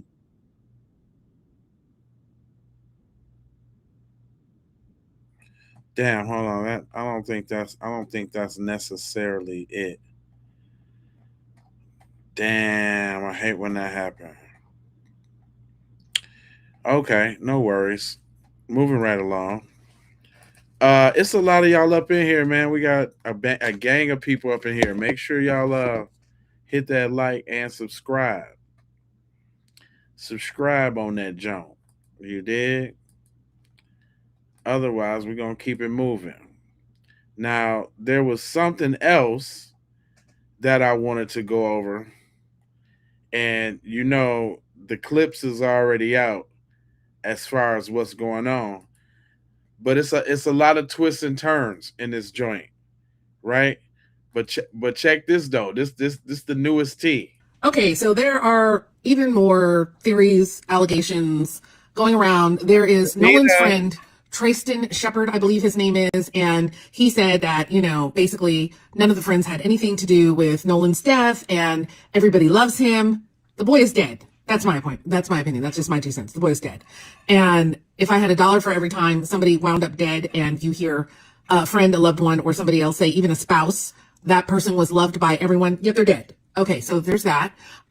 It has been said by some that Evan does not have a pool and therefore the pool party picture was not taken at Evan's house. It is also being said by some that the picture, the infamous pool party picture, was taken either the weekend prior or at some other time other than the date that we all believe it to have been taken, on the night of July 4th. Which would make sense because we already know what we heard on the tape, but go on. Entering into the morning of July 5th. I'm not hearing anything super conclusive. That's just my personal opinion. I unfortunately have to say I really don't know who to believe at this point. I feel like everything regarding this case is so murky and potentially so overly tainted when you have a sheriff who declares that there was no foul play prior to the body even being looked at. I'm like, the take is in, so I don't know that I can believe the random 1 or 2 individual children that come out, because to me, that's super weird too. Like when children talk, like when children start talking, like they start talking in groups, even if they're small groups. So the random 1 kid coming out here and the random 1 kid coming out there, I'm like, are these kids being paid off? What's going on in this city? I don't know. It's just, this whole case is so super creepy and weird to me and has so many twists and turns and villains. So I just wanted to update you with some of what is new that has come out. I don't know what is true. I don't know what isn't true. You can listen to all the information, draw your own conclusions. Of course, we are still waiting on that independent autopsy to be done in Washington, D.C. of Nolan. And we are also waiting for any new information on the cell phone. Boom. Straight like that. But remember when we talked about this ritualistic thing, y'all? Remember when we talked about how this just ain't a one-off, how this is like a practice? Well, y'all better listen to Auntie, because Auntie finna break it down for you.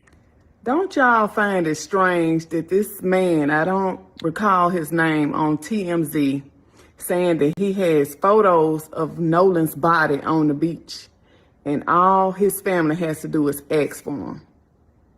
Now that right there, it brought something else to mind. And I'm not saying this about everybody, but certain people love to have trophies of black bodies.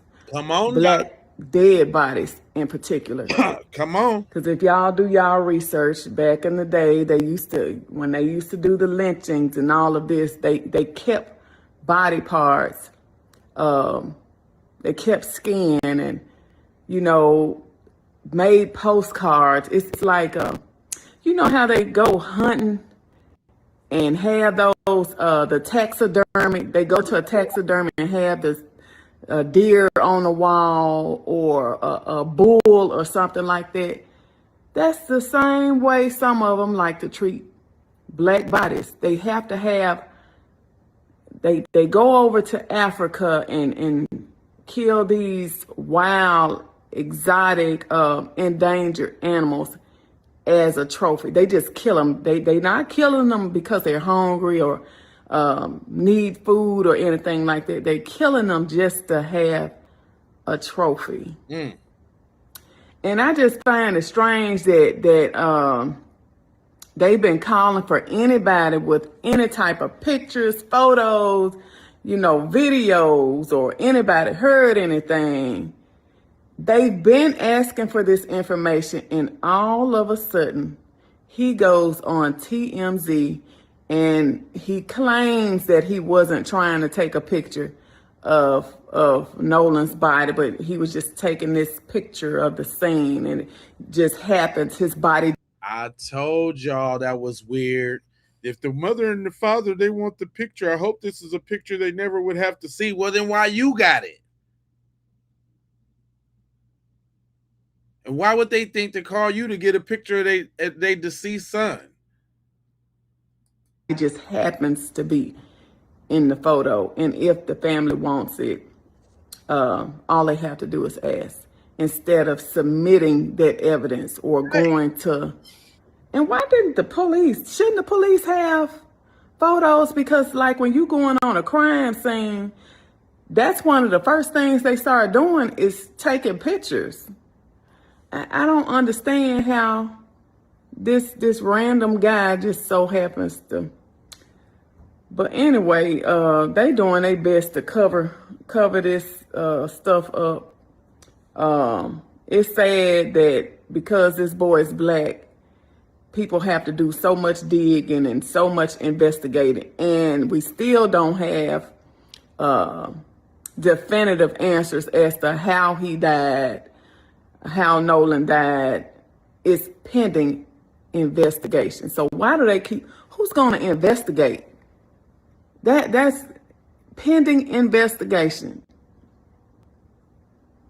Y'all, this gonna be a long uphill battle.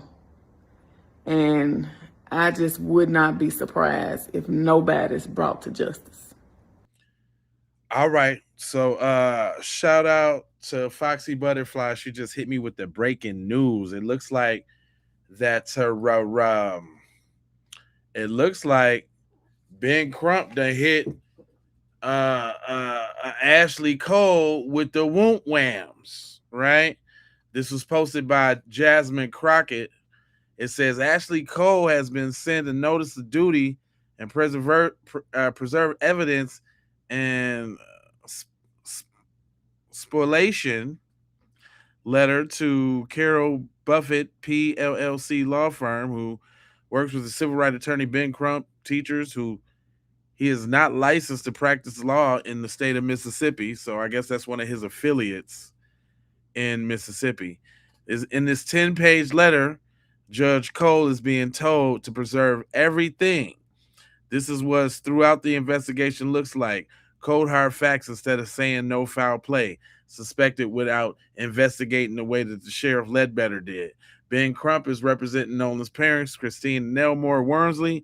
All they want to know is why their son came back home, or why their son never came back home, as any parent should. We actually got the files too. So like this is like the actual files of said lawsuit. So let me see what I can go over. Okay, let me go over what they supposed to turn in. But this is pretty small. Let me see if I can put a little magnifying on that. Jeez Louise. Let me see if we can get that bigger in some way. No. Nothing.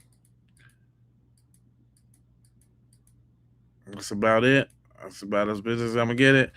It says you are preserve all materials and all kinds of related in the way of the people, places, things, something, and events surrounding the death of Nolan Wells, including, but not limited to, the following: text messages, iMessages, multimedia messages, WhatsApp communication, Signal communication, Telegram communication, Snapchat communication, Instagram direct messages, Facebook Messenger communication, emails, all draft emails and messages, group chats, deleted or archived communications capable of recovery.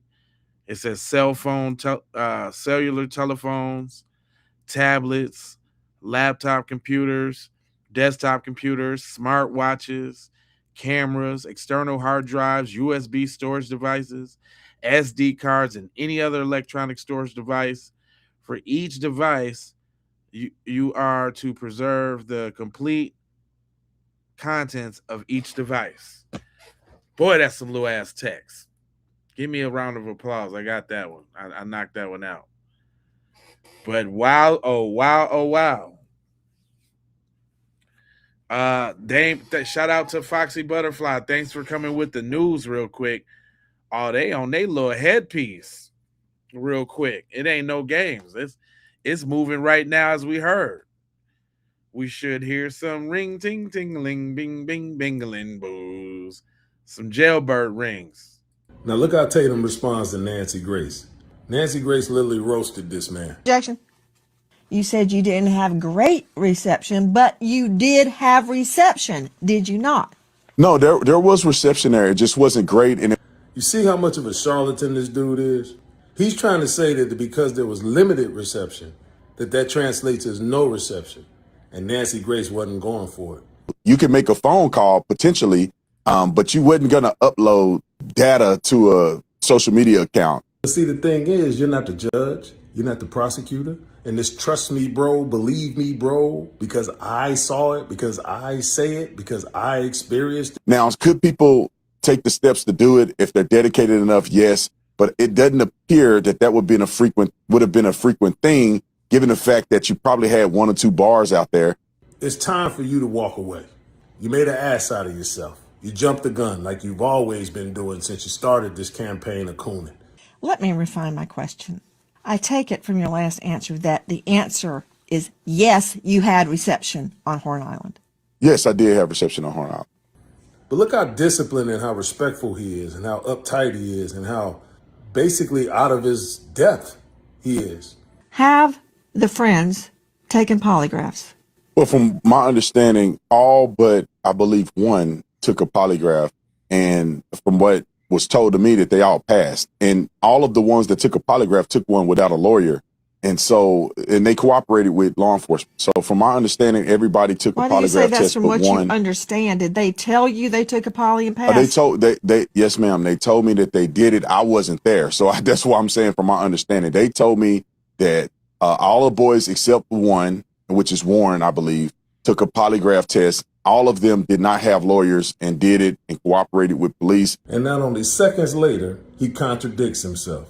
And it's an equivalent of a lie detector test. It's not a traditional lie detector test, but it's the same theology of trying to get to if a person is lying. I don't know the name of it. It's an equivalent of a lie detector test. It's a different methodology. I don't believe it was a polygraph test. I believe they took other stressors in order to analyze if the people were telling the truth or not. Did they take a polygraph would be no.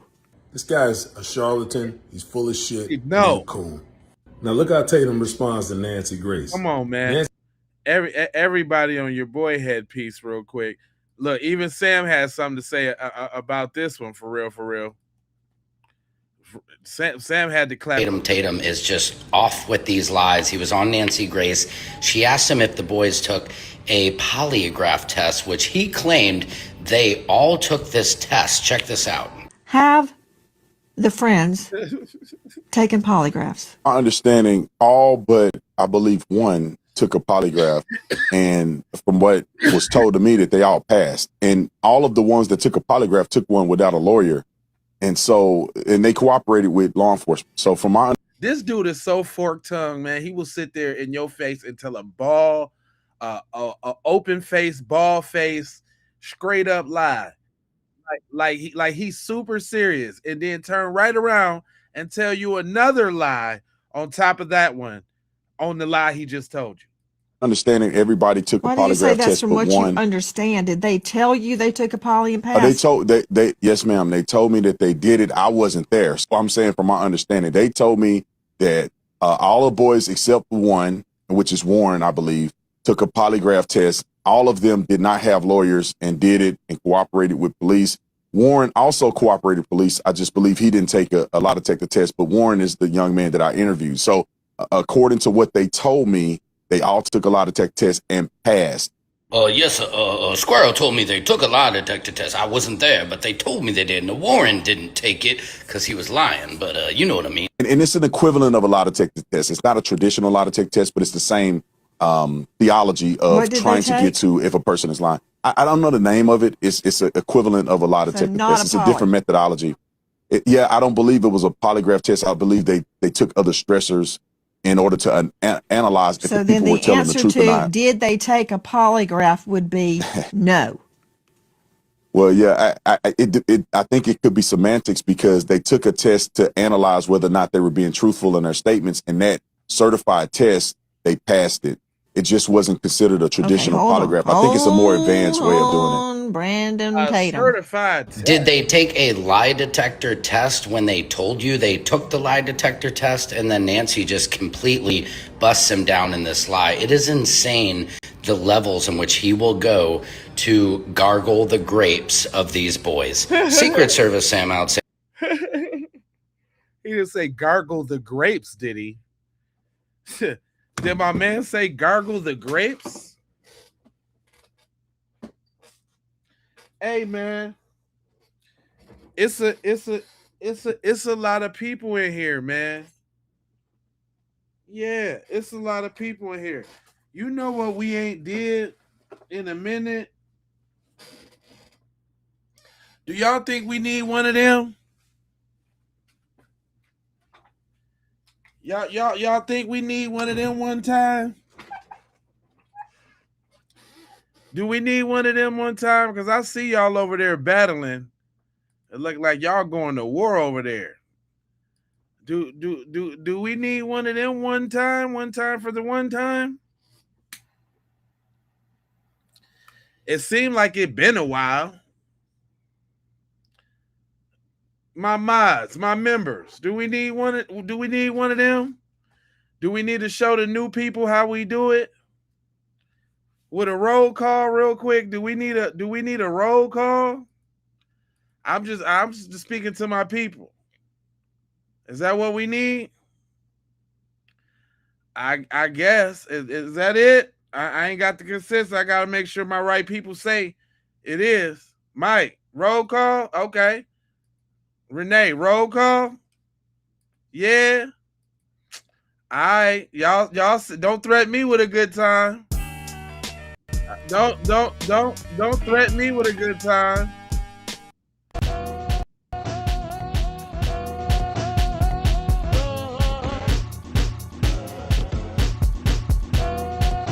Hey, where y'all at?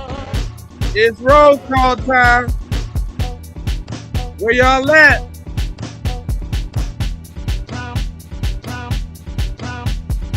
Where y'all at? I need to see some cities. I need to see some countries. Come on. All right, what we got?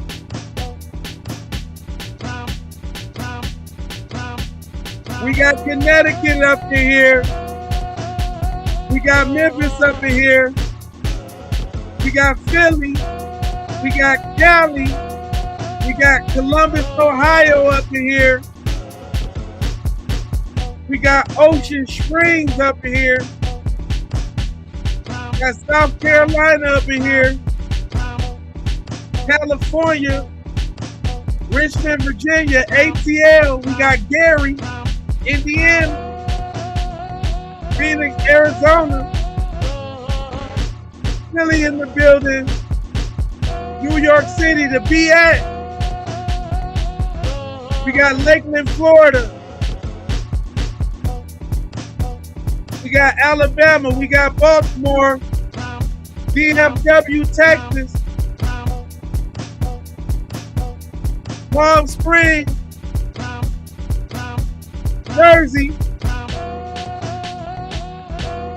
Queensbridge, the AR, Charlotte, North Carolina, Alabama,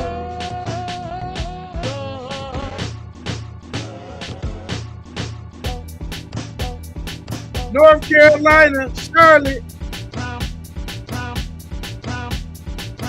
We got Detroit in here. What up, though? Virginia. We got Christian's mom in here. Richmond, Virginia. Phoenix. Lubbock tomorrow. Omaha, Nebraska. St. Louis.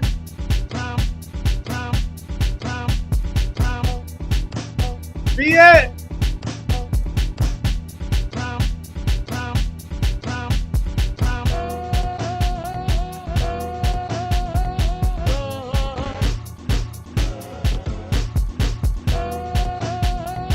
Chicago in here, DeSoto, Texas. Justice for Nolan Wells and free Carmelo.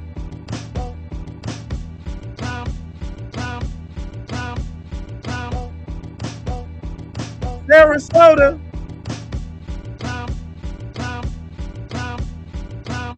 Let's see, Cleveland, Ohio. Hold on, I ain't really feel that one like we supposed to. I think we got to keep that party rolling one more time. We got Kingston, Jamaica. We got Cleveland, Ohio. We got Indiana.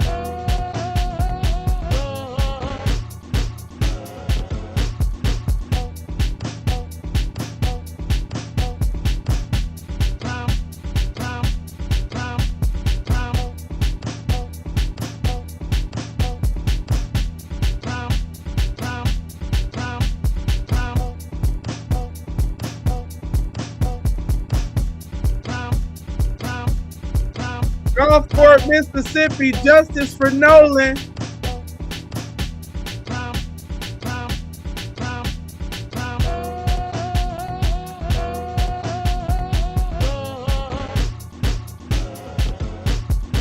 Colorado in this junk.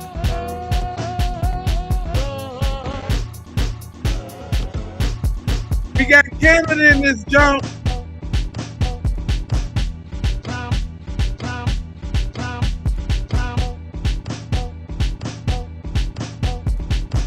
We got Timbuktu up in here too. I don't know if you're playing, but we got Timbuktu. PPP Podcast is a global show, you dig?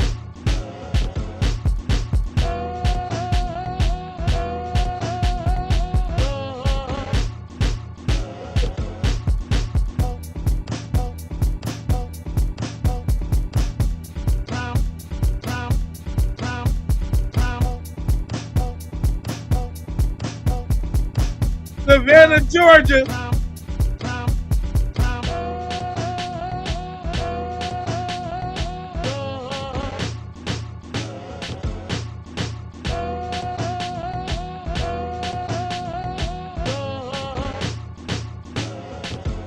We got Africa up in here.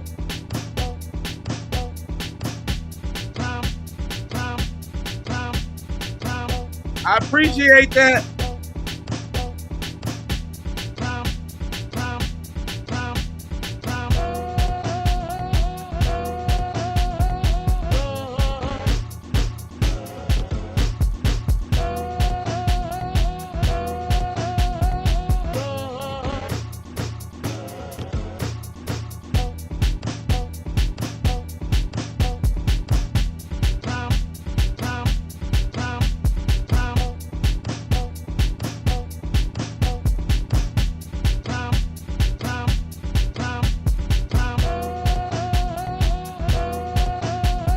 We got New York in here. Hey, Pepper.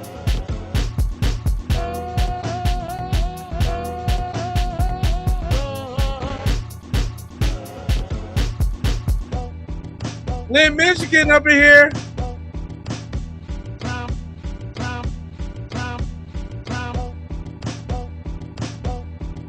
Markeisha up in here. Hey, you know what's so amazing about that? That's special. That is unique to us. And boy, listen, it was about 1,700 people in here. The numbers dropped so bad because they can't get that. And this is the people that I want around. If you're still around, you my family. You get it. I need you to hit that like and subscribe. You mess with this channel heavy, that's what I'm talking about. That's what I'm talking about. If they gone, let them go. Let them go. We don't need that. No. This it right here. This it. It's 764 people across all these platforms. We just dropped down damn near 1,000 people. So I need everybody in here right now to subscribe. If you up in here right now, you got to for your boy. You got to. One time. Who that? Black Cat Seminary, what up? VA up in here, let's go. What up, Fresh? Queen in here, I see you. GTP, I see you. You need, look, the mute, look, Lisa, let me explain, Lisa. That's some dope. That's specifically for the Keep It P podcast, baby. No, I can't give you that. Now, I make beats. I'm a producer, right? And that's a beat that I made that I never really put out before. And that's the reason why I get to play it on the program, because it don't do no copyright or nothing. So that's exclusive to the Keep It P podcast, and the folks say run it back. All right, if I get 31s, it's 764 of y'all. If I get 30 runs, we gonna run that 3 times in a row. Come on, let's do it. Let's do it. First of all, I need you to subscribe, though. Can I get everybody watching right now to subscribe? Can I get an amazing feat? Can I go back and look at the analytics and be like, man, everybody did subscribe? Uh-oh, we got Sydney, Australia. Sydney, you ready to get in? Sydney, is you ready to do this? I need to see your one, Sydney. I need to see these ones, fam. I need a flood, like ones. It's 764 y'all up in here. Dang. Y'all said y'all was family, right? Y'all said y'all want to. Look, y'all done made the light go out. The light done went out in this month. It's 764 of y'all across all of these tree platforms. Shout out to Jay Lava's platform. Shout out to Keep It P Podcast platform. Shout out to Keep It P Podcast Raw. I see hella ones, though. Let's go.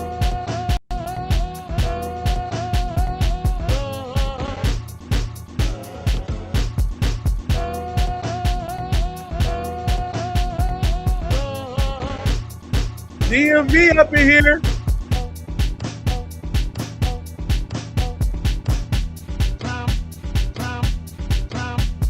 Blue State, thank you.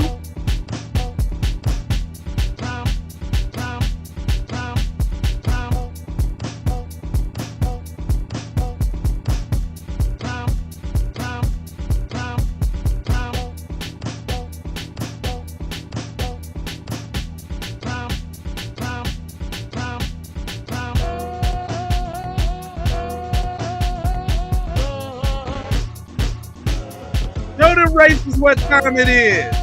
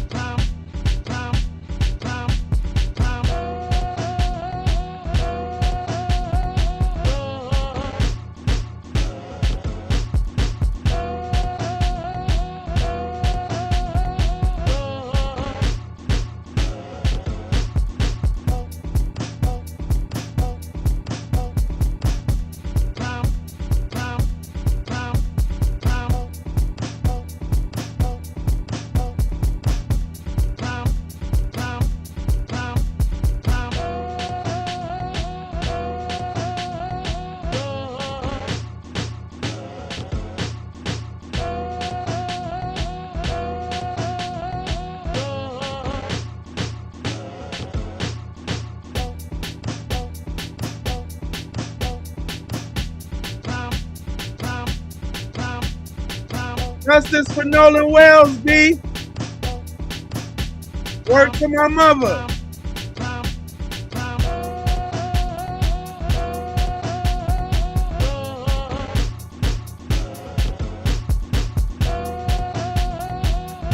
This ain't nothing but black unity. That's why y'all feel it like that.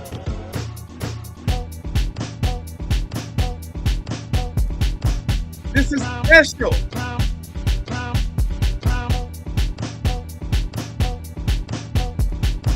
D1, what's y'all?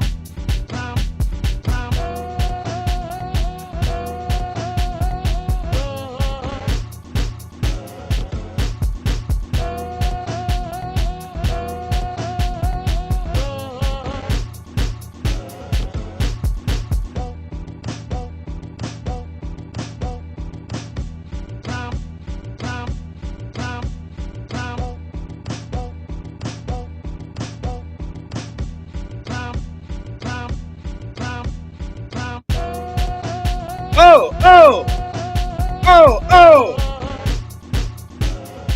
Brooklyn in the house. Got Texas in the house. Hey. Money Mike. I appreciate you, sir.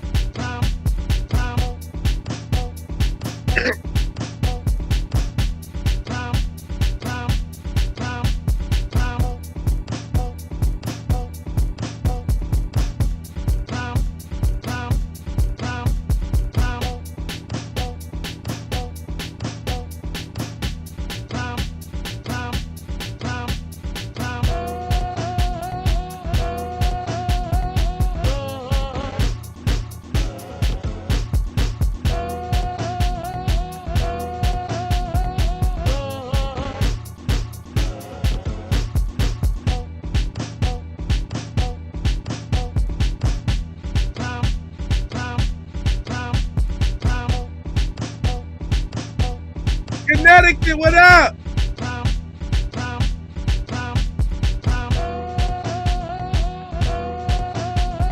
Shout out to Black Unity.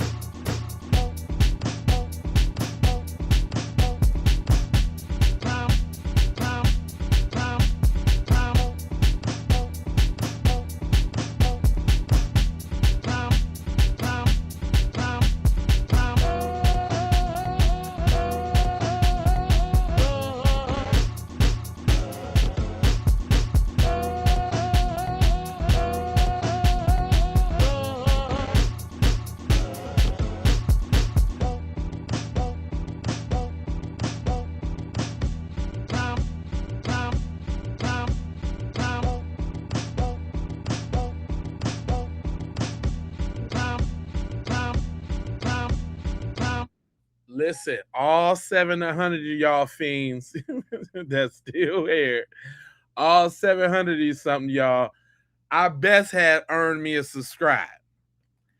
I best got a subscribe on the way.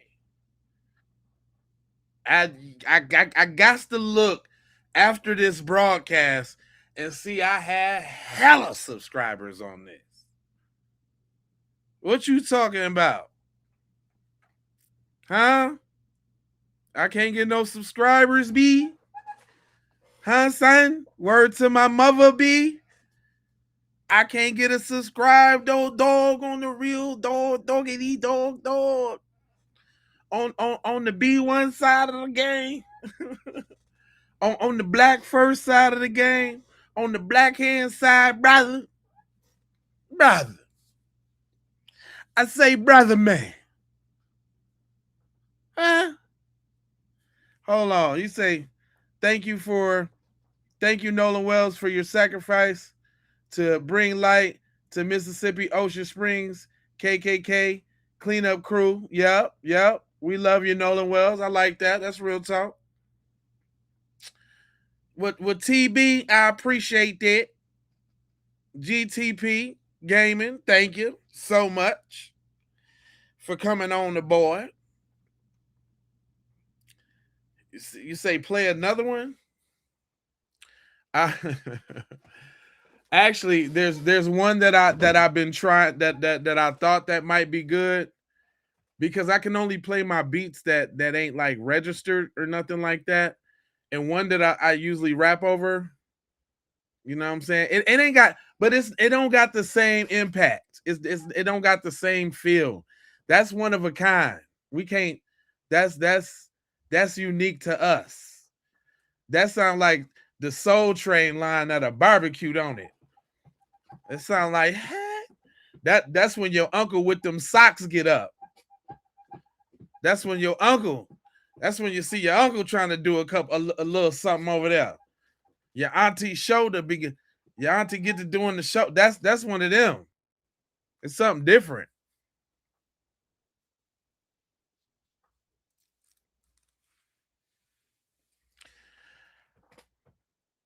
If I was to play one at all, it would probably like be this.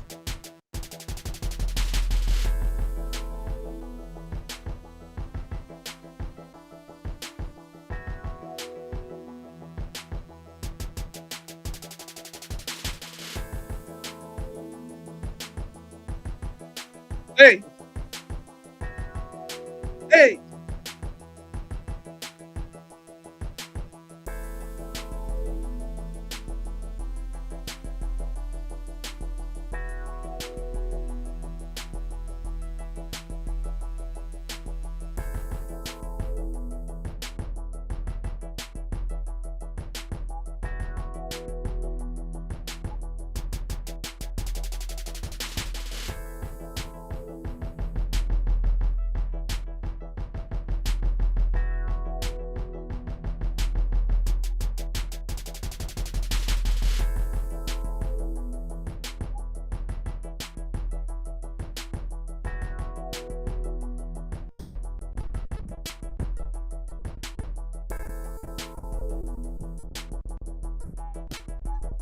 Look, I gotta listen. Listen, y'all, real quick, since y'all asking about the music.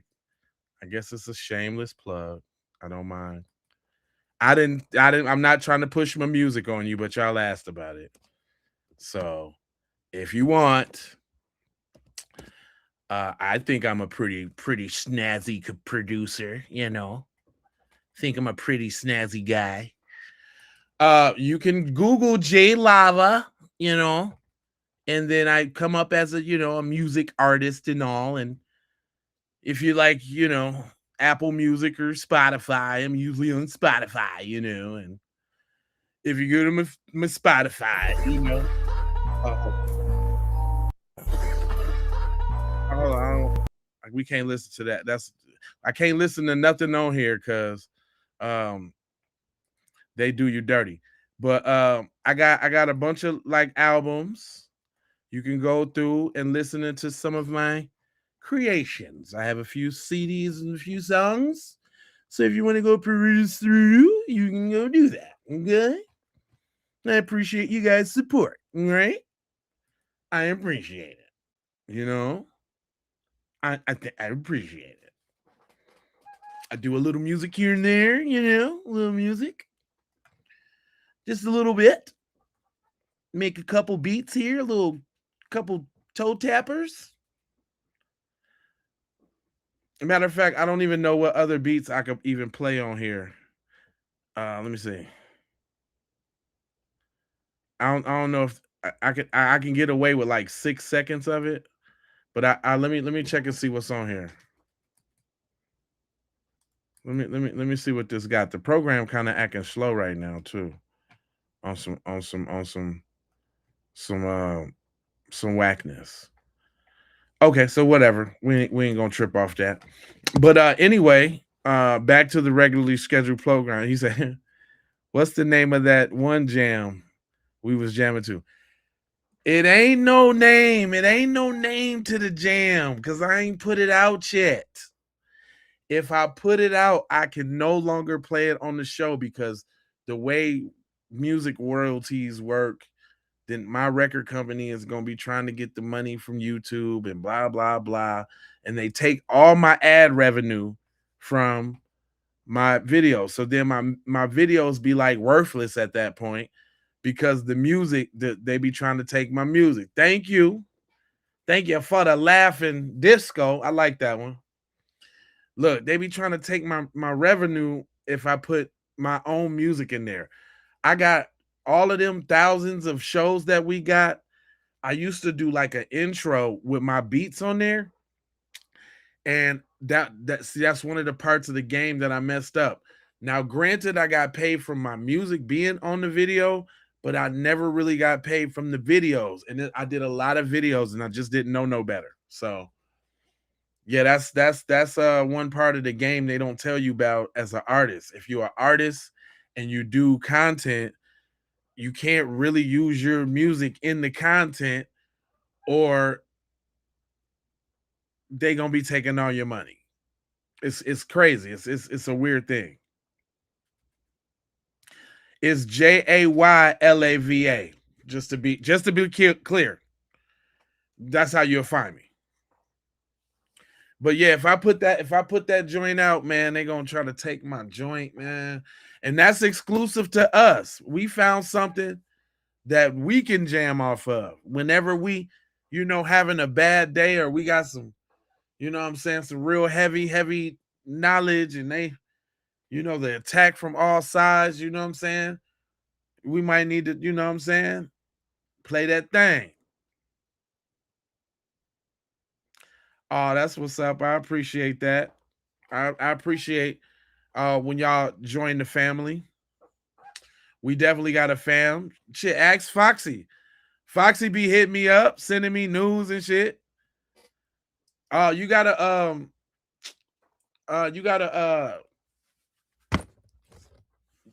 comment after the show if you want to be mod, because you gotta be in the comments for me to pick on you and do that. But it looks like when we be coming together like this, look who y'all don't see in the chat. Look, Big Will, what up? Look who y'all don't see in the chat when we come together. Me, I don't really care if the numbers dwindle and we, what I'm saying, we ain't got to worry about the riffraff and you can't enjoy your experience on this channel. Now, also, I know y'all do appreciate flexing your wit and your skills against them folks, which is cool too. But like I always say, for y'all just coming in here or just subscribing, I let the YT supremacists rock out in the chat because A, what I'm saying, they give us examples on what we're talking about, and then B, what I'm saying, that give you an opportunity, to see what it really is, and what I'm saying, get your clapback game up. You gotta have practice. you need practice on your clapback game. They relentless robots anyway. You would think they're robots or bots or something anyway, the way they be talking. So don't worry about that. Okay, so what I want to do is then I guess that I am going to have to, I'm gonna do another stream because it's still early. If I get out now, I can come right back at 11. Maybe like even 10:30. But I keep wanting to do this like late night stream thing. I think we had a ball the other night though. Who was rolling me with me on the late night stream the other night? Cause oh, you know what? You don't know which one you a mod for? Comment on all of them and on all the channels, and I'll make you a mod on all the channels. That go for all of y'all. That's the mods and all. You can be on whatever channel, because I noticed that them folks like to skip to other channels to still get their little whoop. I block them off of one, they go to the other. You know what I'm saying? But that's because we doing something, y'all. And we wasn't talking about nothing. You know what I'm talking about? If we wasn't talking about nothing, they wouldn't be over here. And they only over here because of y'all. I could be talking all day by myself. If y'all wasn't over here, they wouldn't be over here. So give yourself a round of applause. Oh, yeah, I'm on the West Coast, fam bam. So it's only 10 o'clock for me. So it's still fairly early. I said that I was finna get these 3 stream days in. I had a little something to do during the middle of the day today. I had to go take care of some beeswax. But I was like, man, let me go ahead and do a 3 stream. But what I want to do is this: what I want to do.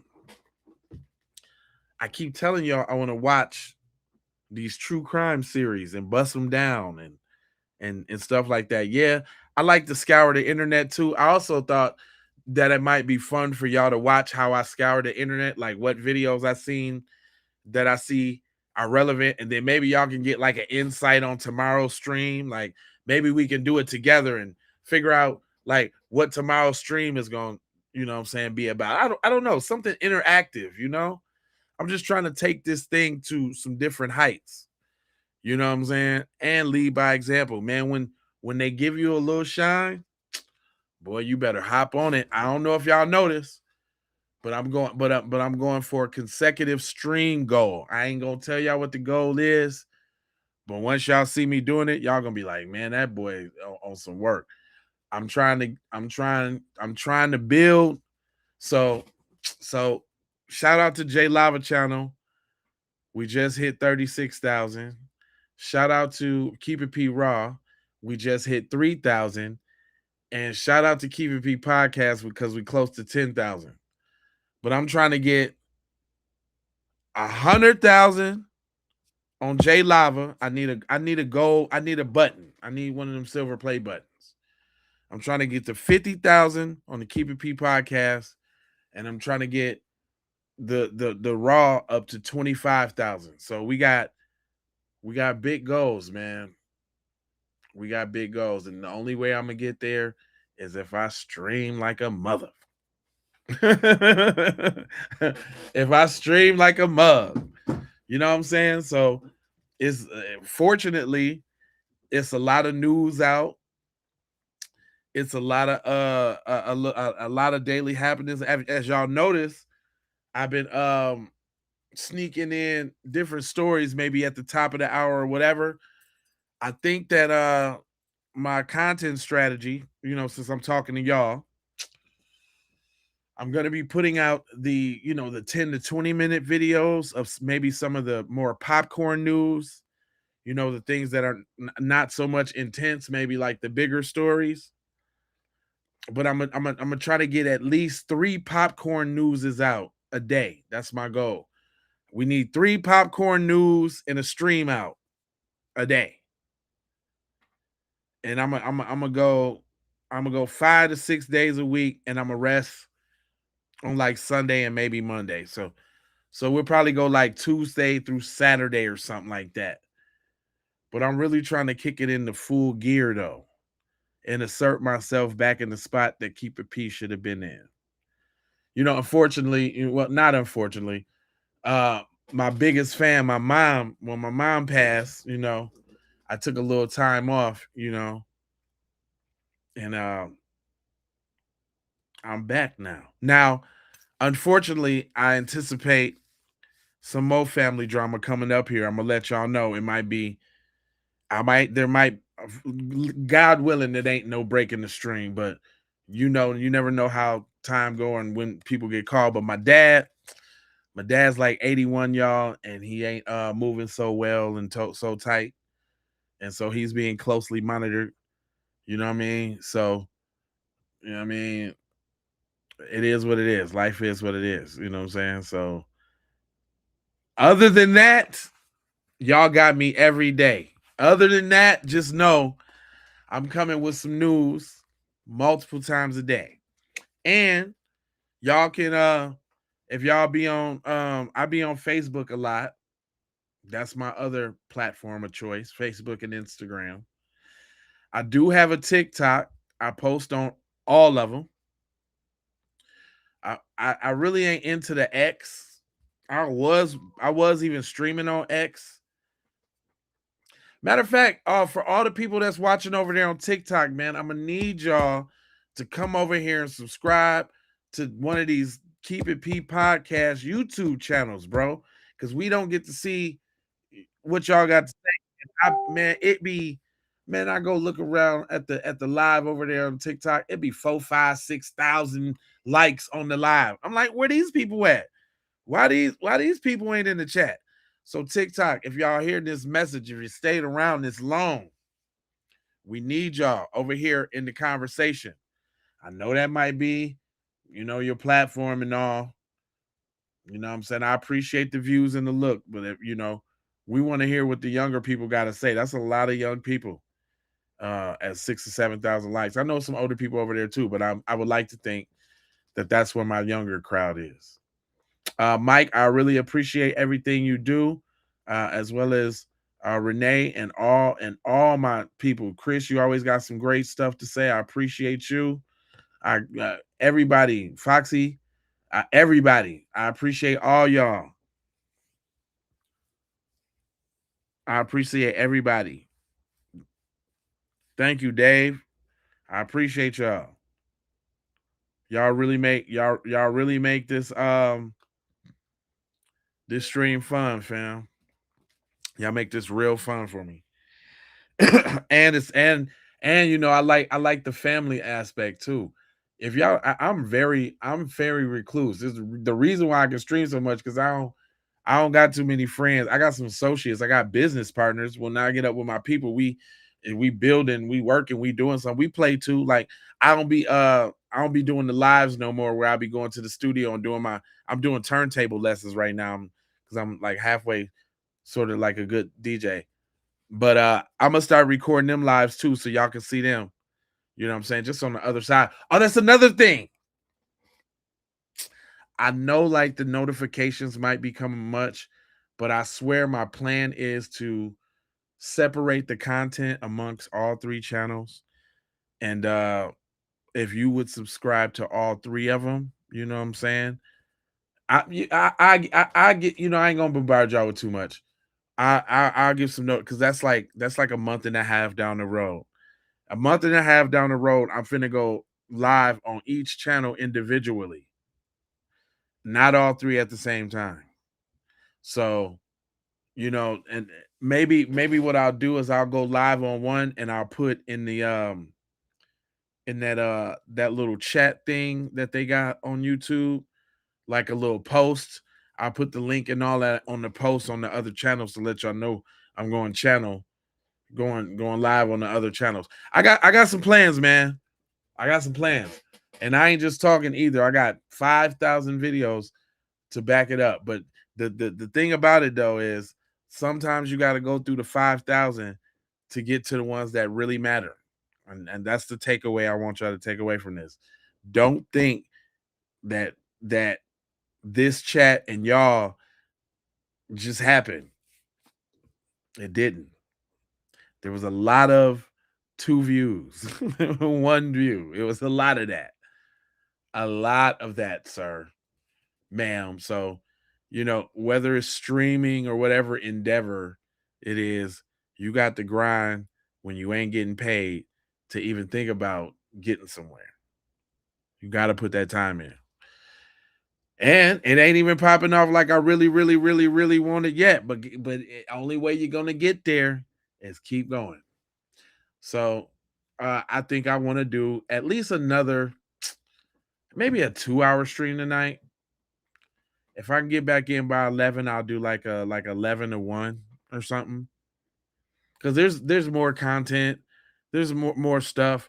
What matter of fact, since y'all my people and I've been talking for quite some minute and ain't none of y'all left, I hope y'all subscribe if y'all like hearing me talk like that.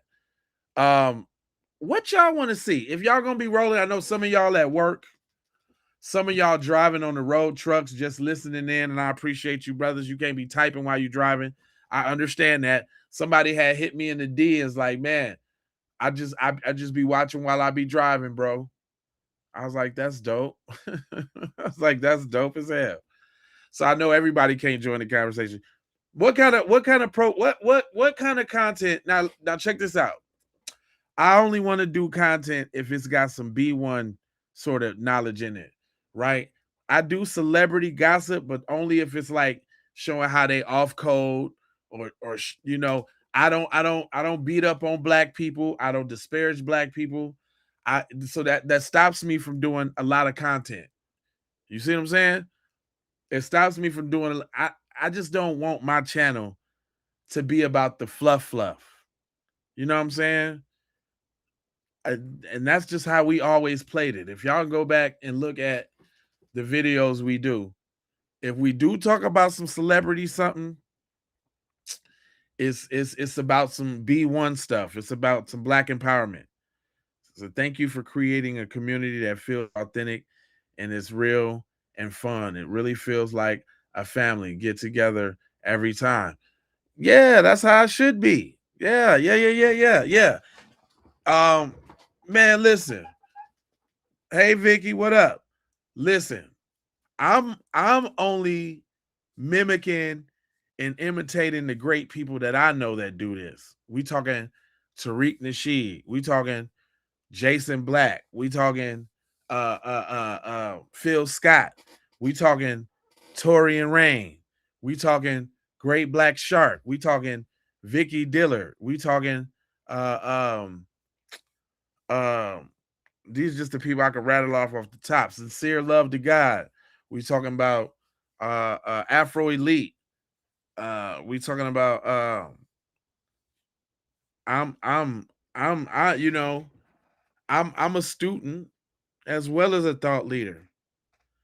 Like one thing I was gonna do on this episode, I debated whether, you know what I'm saying, I was gonna play some excerpts from Professor Black Truth. Y'all know about Professor Black Truth? Do y'all know about Professor Black Truth?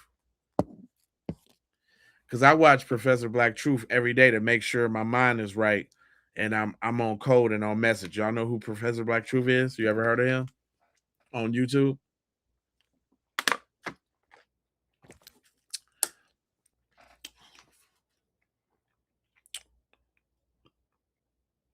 You are the top person that I listen to. I'm always looking forward to your videos. I'm rocking with you to the very. I appreciate that. Straight up. And you know, and Fox, let me tell you something, Fox. For real. I feel like that about the people that I watch. That the people, you know what I'm saying, it's all information. We all people. And you know, I ain't no leader. I ain't nobody special. I'm just a dude that like to talk and real into this shit. Like I'm just into this. Everybody got their little knack. I'm just really good at this. You know what I'm saying? But Professor Black Truth, I'm gonna share this with y'all because y'all family. Y'all around after everybody else wasn't around. So I'm gonna show y'all a little bit. Like when it comes to getting knowledge, you know what I'm saying? Steel sharpens steel. You dig what I'm saying? So look, I'm gonna show you what my subscription page look like. What I'm looking at on these YouTube streets. Hold on, I'm gonna show you what I'm looking at and who I'm rocking with. Right. First one you see, who was that? Tariq, Dave Anderson, Celebrity Junk with why can't I fucking I can't think of it right now because I'm talking. But like these, like matter of fact, these three gentlemen right here on this top row all create the same things, you know what I'm saying, that I'm like, I want to make sure that I present well. Tariq got family. I'm a part of, boy, I done been all the way to Atlanta and back to the I done been to the Hidden History Museum and all of that. You know what I'm saying? On some family, on some B1 family stuff. But let me show y'all this real quick. Let me go to my subscriptiones. My little subscriptions.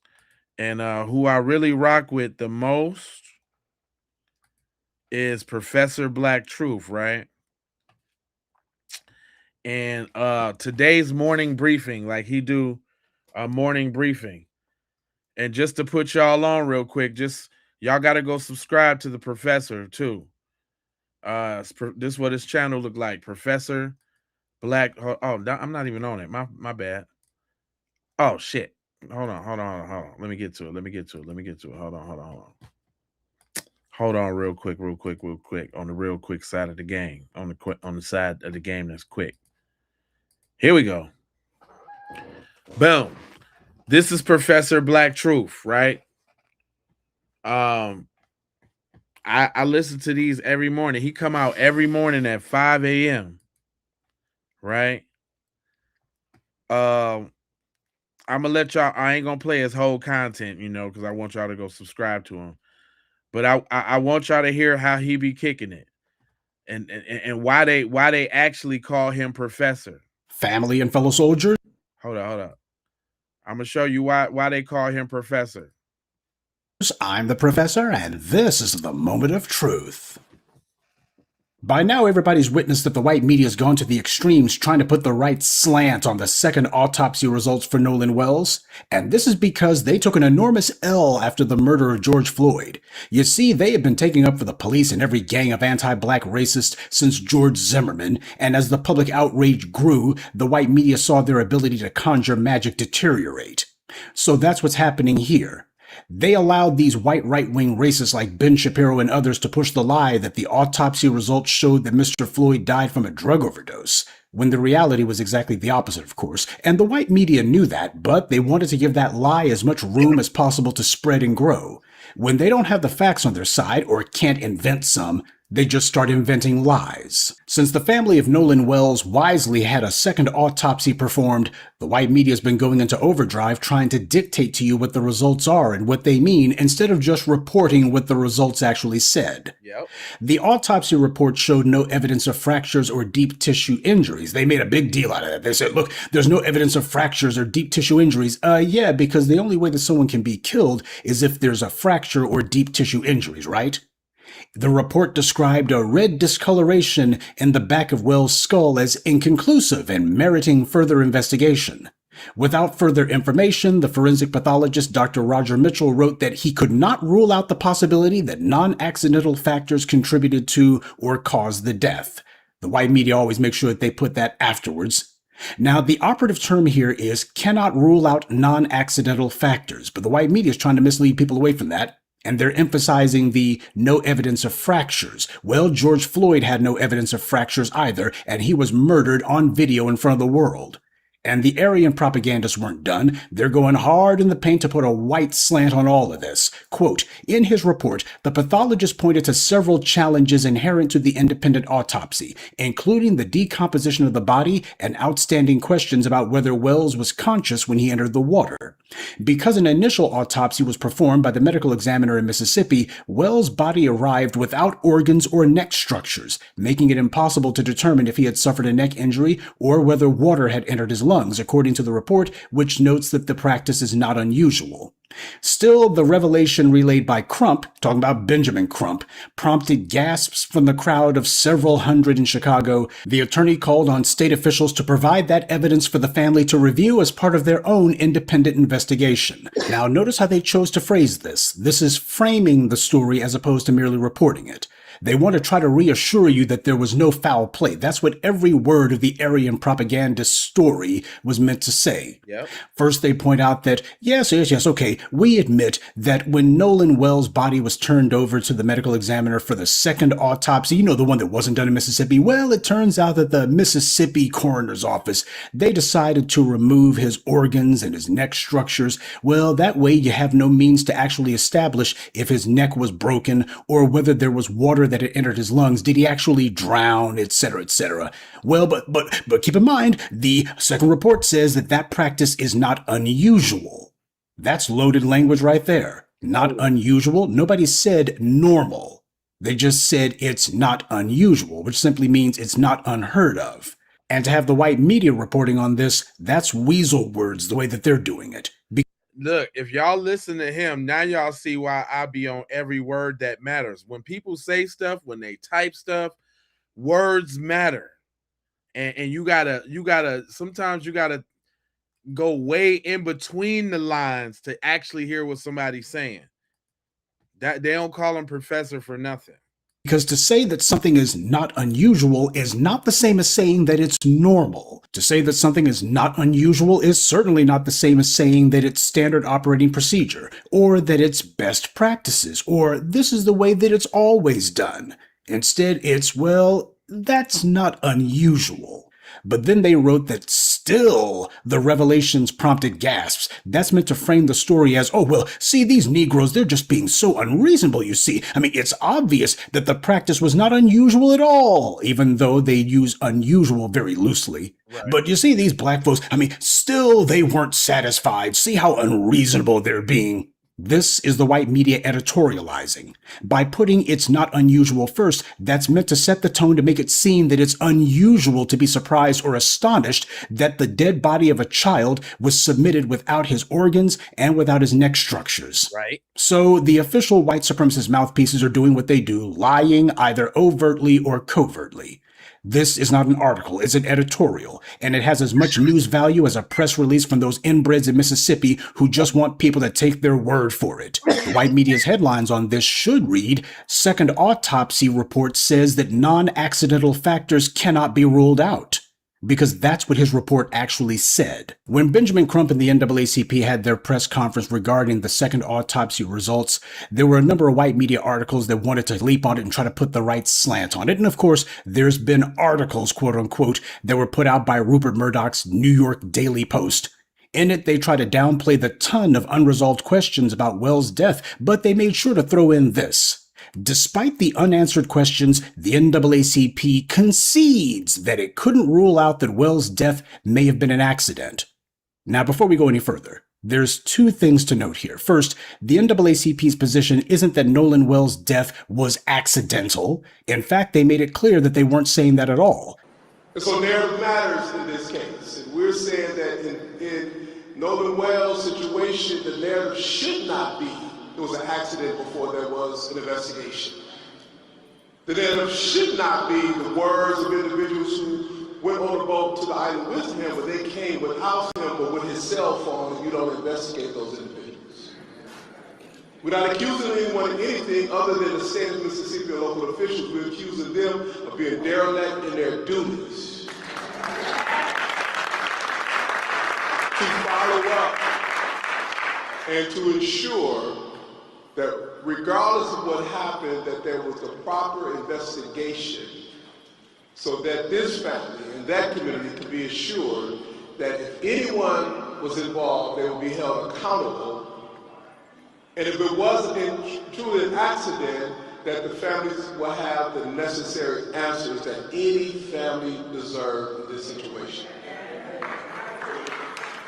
Now, that was the entire quote from the NAACP chairman in its entirety. The narrative should not be that it was an accident, at least not before there's an investigation. And the narrative should not be that the individuals who got on that boat with him to the island and then came back without him but with his cell phone, that these individuals shouldn't be investigated.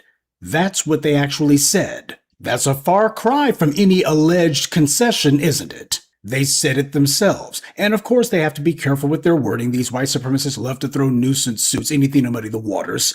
So they're careful with their wording not to accuse anyone of anything, except for the state and local officials who are clearly derelict in their duties, to say the least. The NAACP clearly called for the individuals who had Nolan Wells' cell phone to be investigated. At no point did they dignify or give any sort of credence to a natural death claim. They talked about it purely as a hypothetical. The evidence leading to foul play, however, that's what they were taking seriously, and that's what they were pointing to as what needs to be investigated. Yep. So mark your calendars. I actually agree with the NAACP on this one. Obviously, the white media is concerned. They're looking at this second autopsy and going, oh my God, the narrative's getting away from us again. We're losing control of the narrative. It's slipping away. And now they're trying to double and triple down on pushing a conclusion without evidence. They want the investigation stopped. And their goal is to bombard the public with talking points and all sorts of propaganda that, well, there's no evidence that supports a non-accidental death, and they're deliberately misrepresenting what the second autopsy report says and ignoring the ton of inconsistencies in the first autopsy report, as well as twisting what the supporters of Nolan Wells have been saying in order to do that. They said it as a hypothetical. Their main point was that the family hasn't gotten satisfactory answers to this young man's death, whatever the cause is. Nowhere did anyone say, well, it was probably an accident, or it most likely was. They didn't even say, we believe it may have been accidental. They were saying no matter what the cause of death, the family should get answers. The problem is that the NAACP's wording helped the white media to frame their little narrative, to skip right to their pre-canned, pre-planned talking points, which is that when a young black man dies under mysterious and highly suspicious circumstances, well, a black man being found mysteriously hanging from a tree, for example, well, the authorities call it suicide before there's an investigation, and you can't really question that. I mean, they know what they're doing, right? We've seen this too many times before, and the NAACP should be smart enough to know this. But they're not an organization based on competence. They're a social club, and getting in front of the cameras at times like this is meant to help raise their profile and, they hope, boost donations to their social club too. These people hobnob and associate with the exact kind of trash who are trying to bury this investigation. The associations and connections between the NAACP and these white supremacists in government far outweigh any alleged objective differences. But you can tell these white supremacist mouthpieces are trying to get on code because there was another publication who couldn't wait to jump on the NAACP's words, and the white media is so lazy with their propaganda, they just copied and pasted the New York Post's exact same words. NAACP concedes death of Nolan Wells may have been an accident. Again, for them to deliberately misuse the word concede as if anyone is backing away from their position or as if they're giving any ground on it when they actually didn't, when they're saying it as a hypothetical, it shows how desperate they are to try to push a particular talking point. Right. But what else would you expect? The Daily Mail is a foreign rag. They're not a US-based anything, but you can smell the stench on the other side of the Atlantic. But one simply has to wonder, why is a publication in Britain so eager to absolve the local white authorities all the way over in Mississippi? Why the world would anyone in Britain care about this? Well, probably for the exact same reason that a Brit, Douglas Murray, was all butthurt and angry at the idea of FBAs getting reparations, even though as a Brit, he has absolutely nothing to do with that. And Douglas Murray's little editorial was published in the exact same New York Post that deliberately misrepresented the NAACP's words on Nolan Wells' death. So there's not even 1 degree of separation among these liars. They all draw from the exact same well. White supremacy is global. And if one of them gets punished in one place, that opens the possibility to all of them finally being made subject to consequences. Common sense says that the enemy lies, deceives, and would be desperately trying to twist people's words regardless. That's a given. But the real problem here is that these civil rights retreads are only too willing to accommodate the white powers that be. They're so used to giving fork-tongued answers where they have to be willing to take both sides of every issue so as not to offend white society, it makes it where they can't stand firm when white power tries to bowl them over. White power says something that is either demonstrably false or at the very least cannot be taken at face value, and the NAACP decides that they're going to keep some wiggle room there, keep the door open instead of slamming it shut. It is not the responsibility of Nolan Wells' family to prove that he was murdered. They're not the ones who are conducting the investigation. And the family of Nolan Wells are also not the ones who have all kinds of direct and indirect ties with the individuals who saw young Nolan last. You know full well that these people all have some sibling or idiot cousin who they've got in common. And the history of Mississippi, when it comes to murdering young black males in particular, and then lying egregiously about their deaths afterwards, is very well known and very well documented. From Emmett Till to James Chaney, you know he was one of the 3 civil rights workers murdered in the 1960s by sheriff's deputies. Whenever they mention the 3 civil rights workers murdered, Goodman, Schwerner, and Chaney, they always mention Chaney dead last. These white liberals always make sure of that. That alone, however, in the history of Mississippi is an indelible stain on all so-called law enforcement in that toilet. which should never be allowed to live that down, not today, not tomorrow, not in a million years. Right. So when these racist authorities say to take their word for it, you tell them hell no. And if some moron asks why, you tell them because we know these people too well.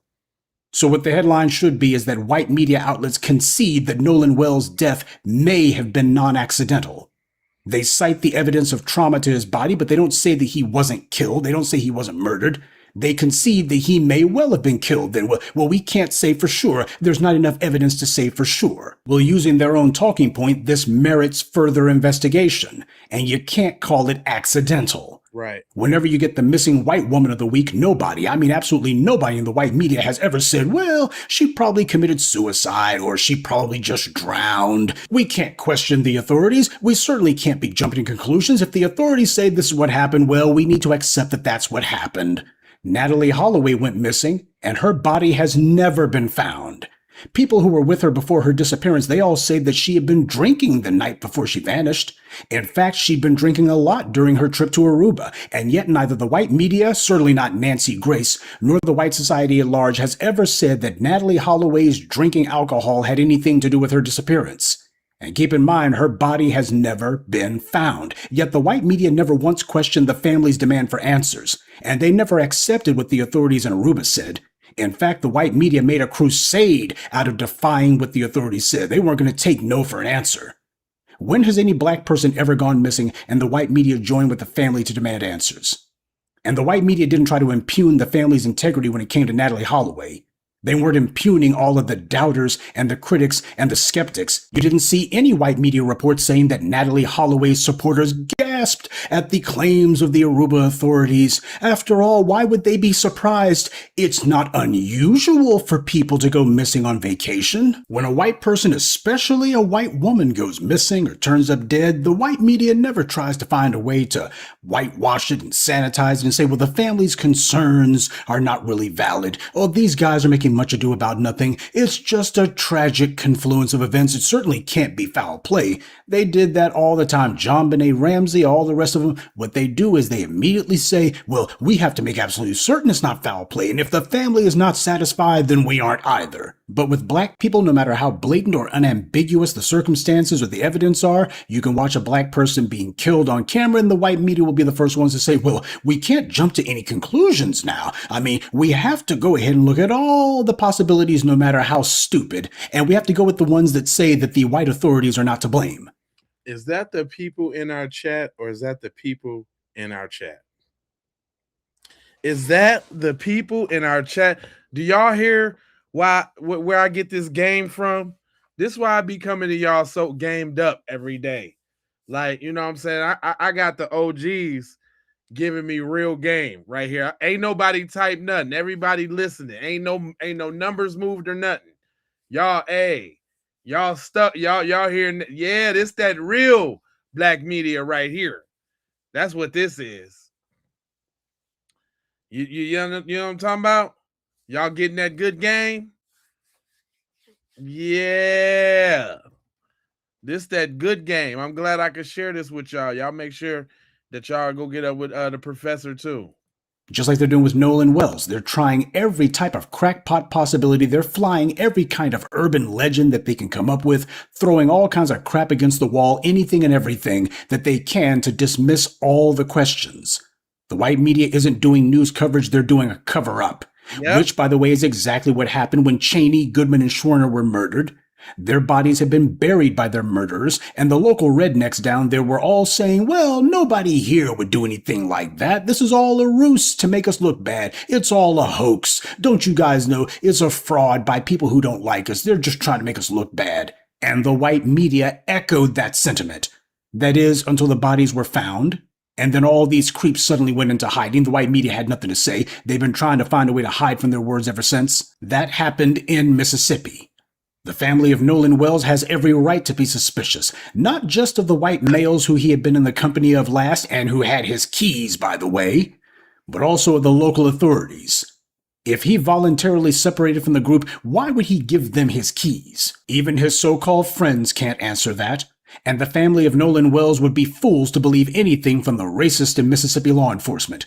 Half of the police down there have either murdered a black person or they've helped to cover up the murder of a black person. And with Nolan Wells, it looks like they're up to their old tricks again. So of course, everyone's going to be keeping an eye on how this story develops. But what they're not going to be doing is taking the word of Mississippi law enforcement or the white media for anything. Because while neither the police nor the white media necessarily had anything directly to do with the death of Nolan Wells, the reality is you can't ask for credibility when you never had any to begin with.